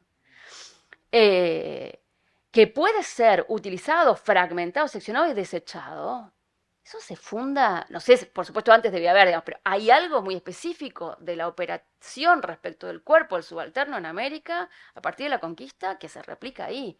Pensarlo como objeto, como mercancía, como algo que se compra y se vende, que tiene mucho que ver con la experiencia africana esclavizada, pero no solamente, con la experiencia de la población indígena, eso es crucial.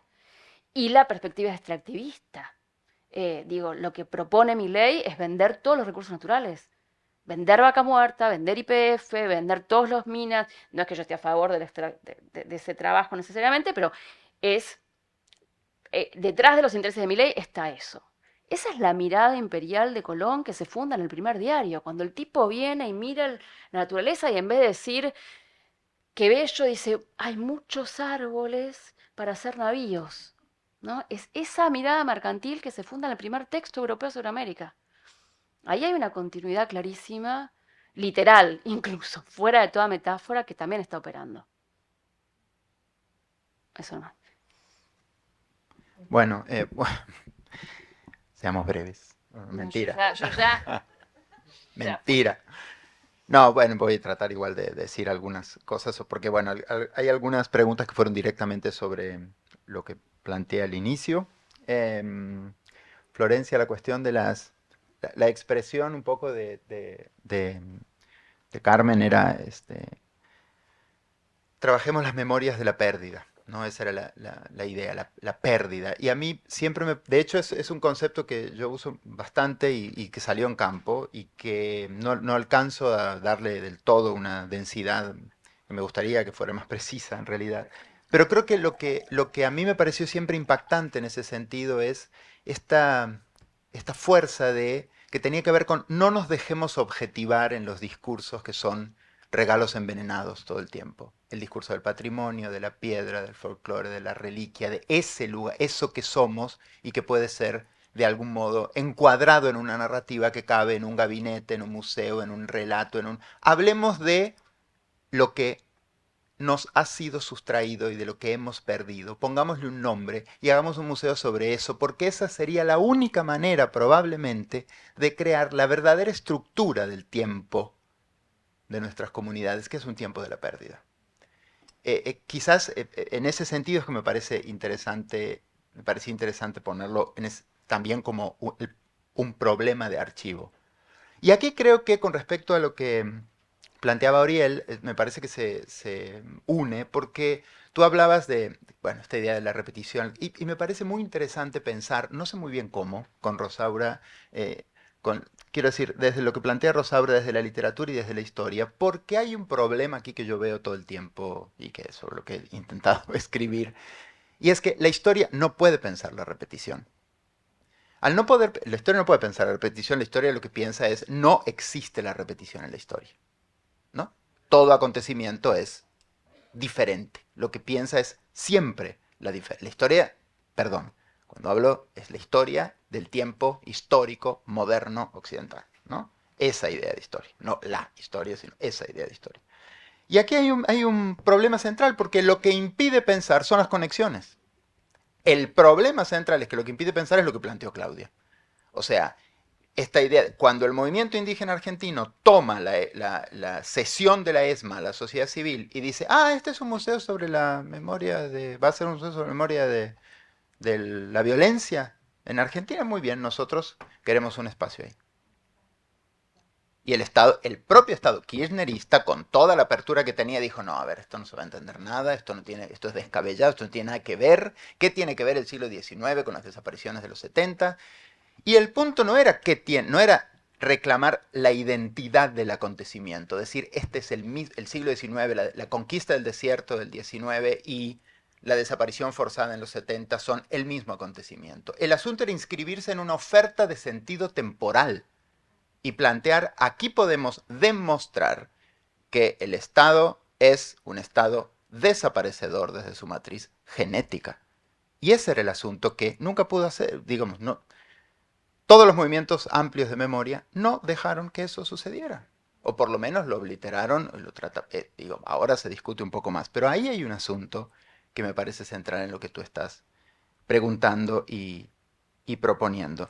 Y me parece que eso se une también con, no solamente, el otro día tuvimos aquí en este mismo auditorio un evento maravilloso que fue la presentación de lo que hace el Archivo de la Memoria Trans en Argentina.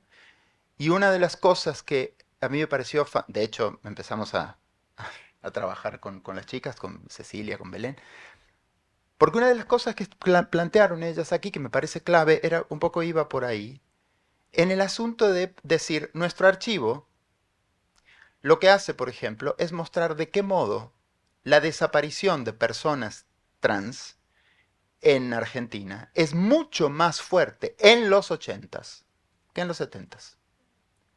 Cuando la fuerza policíaca y la fuerza de limpieza policíaca, o sea, dentro de la democracia, y una de las cosas que ellas plantean es, en nuestra experiencia particular, la fuerza desaparecedora es mucho más potente en los años de la primera democracia.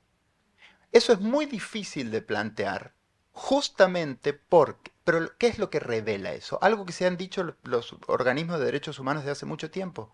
Si algo muestra que las fuerzas de la policía y los sujetos que pertenecían a las fuerzas policíacas siguieron trabajando durante la democracia, es la desaparición de esos cuerpos. Si algo puede mostrar, es ese archivo. Pero una de las cosas que ellas plantearon es, nuestras exigencias, nuestras muestras, lo que estamos planteando, rara vez entran en el discurso de la memoria. Ese discurso no profanable, ese discurso que vuelve sobre una narrativa épica con otros héroes, y yo creo que ahí también hay una respuesta a tu pregunta de ¿por qué de algún modo se puede profanar ese número? ¿Por qué puede salir hoy uno como este engendro diciendo no hubo 30.000 desaparecidos? ¿Por qué? También por eso, porque hay el lugar de ciertos estudios de memoria se volvió un lugar de lo que no se puede profanar. Quiero decir, se volvió un lugar sagrado, sin posibilidad de ser cuestionado, estoy exagerando, pero hay algo ahí que tiene que ver con la contracara del discurso de memoria con respecto a el Estado terrorista, sin dejar que otras formas de hacer comunidad, de comprender el tiempo, entraran allí. Bueno, yo creo que Cristina tiene una pregunta y creo que luego cortamos aquí.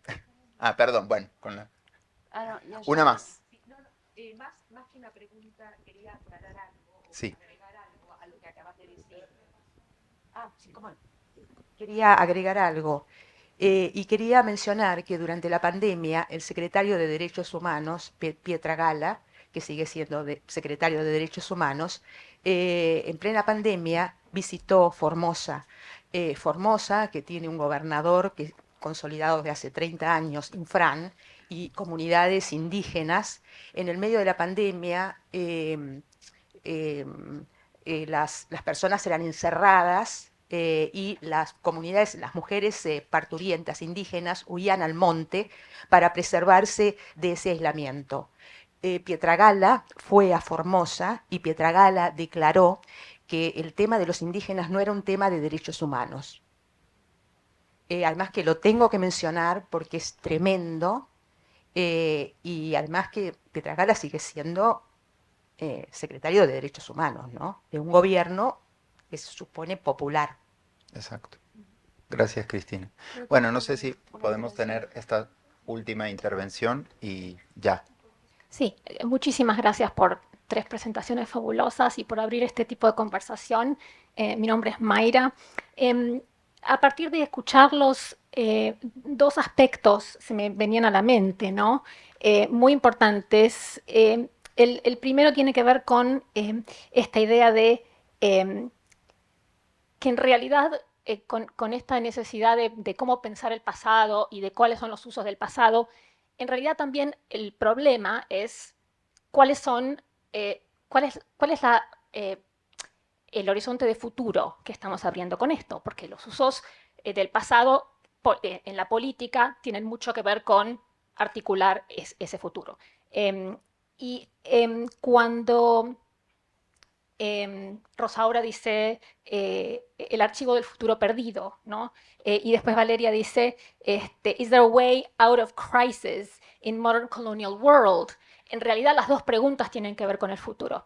Y esta es la reflexión que estaba pensando, ¿no? Porque ambas hablaron, los tres hablaron mucho del pasado, pero me pregunto si el problema de plantear esta recurrencia no tiene que ver con un modelo utópico de pensar el futuro que está implicado dentro de una modalidad de temporalidad de la modernidad.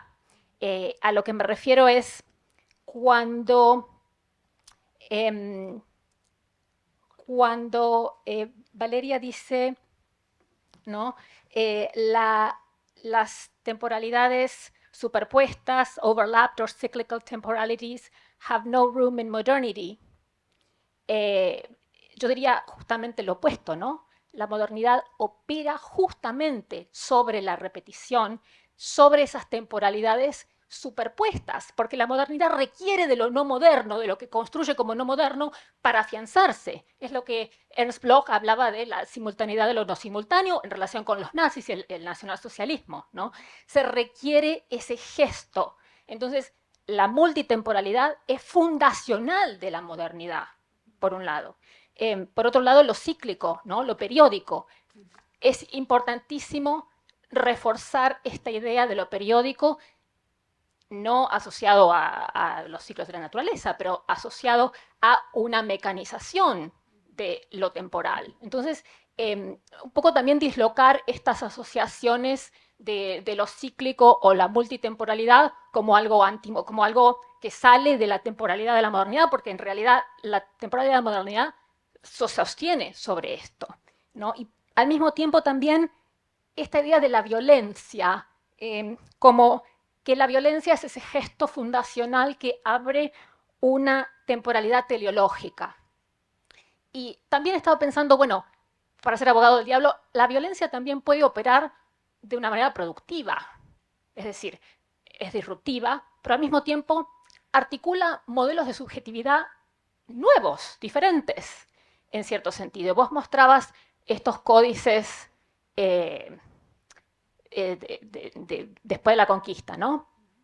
Y en estos códices, justamente, en muchos códices, uno puede ver, por ejemplo, cómo ya modelos de pensar la temporalidad visual simultánea está articulado en la imagen, ¿no? Y esto no tiene nada que ver con la forma europea de pintar la temporalidad, ¿no? Entonces, ahí hay un sujeto que está escribiendo historia, pintando historia, ¿no?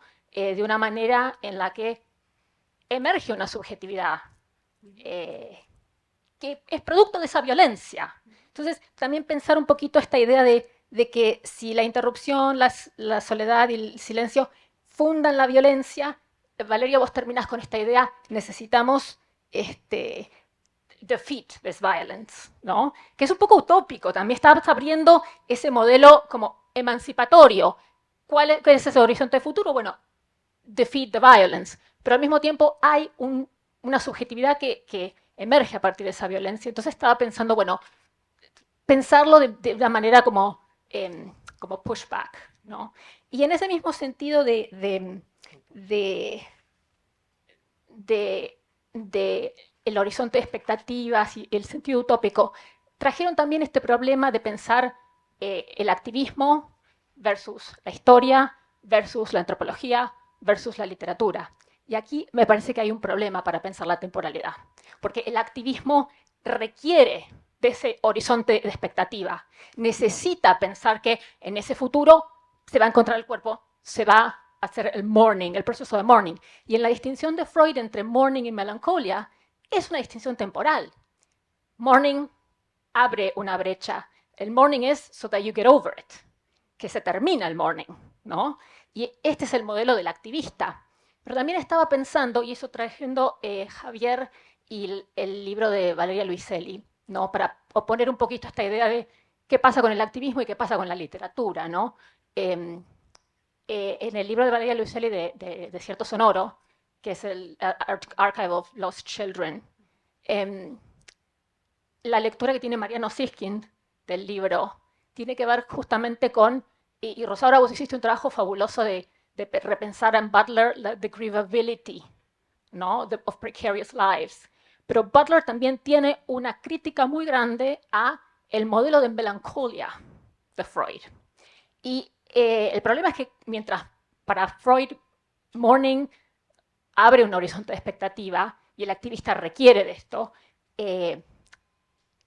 quizás el modelo que abre Valeria Luiselli tiene que ver más con melancolía, pero no como un cortarse del mundo, no como un solipsismo que implica una no agencia, sino como una especie de modelo de stasis, de remain with the loss. Just stay there, ¿no? Y eso también, desde el punto de vista de la literatura, puede abrir un modelo de colectividad, un modelo de socialidad, que también puede ser fundante para una potencial nueva subjetividad, pero no tiene ese horizonte de expectativa de ese futuro emancipatorio, ¿no? Y me parece que ahí también apuntaba esta idea de que todo este modelo tiene mucho que ver con esas izquierdas frustradas. La literatura tenía ese potencial emancipador y liberatorio de izquierda en los años 70, en los años 80, en los años 90, y ahora es como, la literatura no nos sirve para nada. Wow. Entonces, no, es un chiste. Por supuesto que no. Pero digo, ¿qué hacemos con esto? Y entonces, me parece que la literatura puede abrir otras potencialidades fuera de ese modelo, de esa futuridad, que sí requiere el modelo del activista, ¿no? Que es como una necesidad. Perdón, Mayra, creo que tenemos que cerrar un poco para poder, porque nos están esperando afuera con la recepción. También no sé si, y podemos seguir hablando un montón, por suerte, en la recepción, así que... Solo dos, sí, no. Muy breve. No, muy breve, y después seguimos, yo estoy de acuerdo con lo que vos decís respecto de la violencia y la configuración de subjetividad. Es lo que hay, digamos, no me cabe duda, pero también me parece que es necesario para entender cómo funcionan estas dinámicas, entender y desmontar cómo funciona ese tipo de violencia, que es un tipo específico de violencia, que es la violencia colonial, no es la violencia en general, tal como aparece en los mismos textos. Por otro lado, en relación con lo que vos decías con el tiempo, si bien es cierto que el tiempo de la mediana requiere de esas otras temporalidades, requiere de un gesto específico respecto a esas temporalidades. Y eso en las crónicas del siglo XVI y XVII se ve clarísimo. Hay una sola temporalidad posible en las crónicas de tradición occidental y hay una insistencia en reiterar y hacer convivir temporalidades diversas en las crónicas de tradición indígena. Y eso se pierde cuando esas crónicas se pierden a fines del siglo XVII o mediados del siglo XVII, ¿sí? Y queda una sola manera de nombrar ese tiempo. Entonces ahí hay un vínculo desigual de la temporalidad lineal de la modernidad respecto de las otras modernidades con las temporalidades con las que convive. Y lo último que te quería decir es, hay una trampa también en pensar estas temporalidades cíclicas tal como las piensa la modernidad, que es que les niega la posibilidad de futuro, ¿sí? Justamente porque al ser cíclicas no piensan esa futuridad. Yo creo que no es así como funcionaban, se hacía el relato que la modernidad arma sobre esas temporalidades. Ahí está la trampa de cómo la modernidad usa esas temporalidades, que no es necesariamente la manera en que esas temporalidades funcionaban efectivamente. Bueno, después la seguimos. Rosaura, ¿quieres decir algo? Rapidísimo, bueno, muy rápido. Me parece que hay dos cosas que pensar. Uno, que las buscadoras, o sea, o en el caso de la desaparición forzada, no se sabe si se perdió. O sea, aunque sepamos, no sabemos. No sabemos qué pasó y dónde está. O sea, entonces ahí sí es importante pensar que la pérdida no está registrada.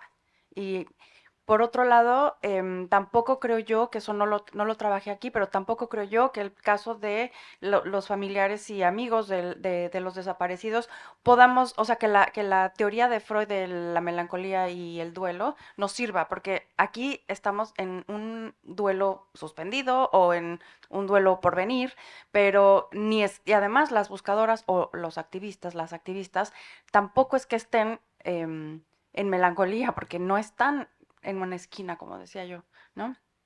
O sea, están eróticamente en una pelea. Entonces, habría que pensar en un estadio psíquico o en un proceso psíquico tercero, ¿no? Que no sería ni la melancolía ni el duelo.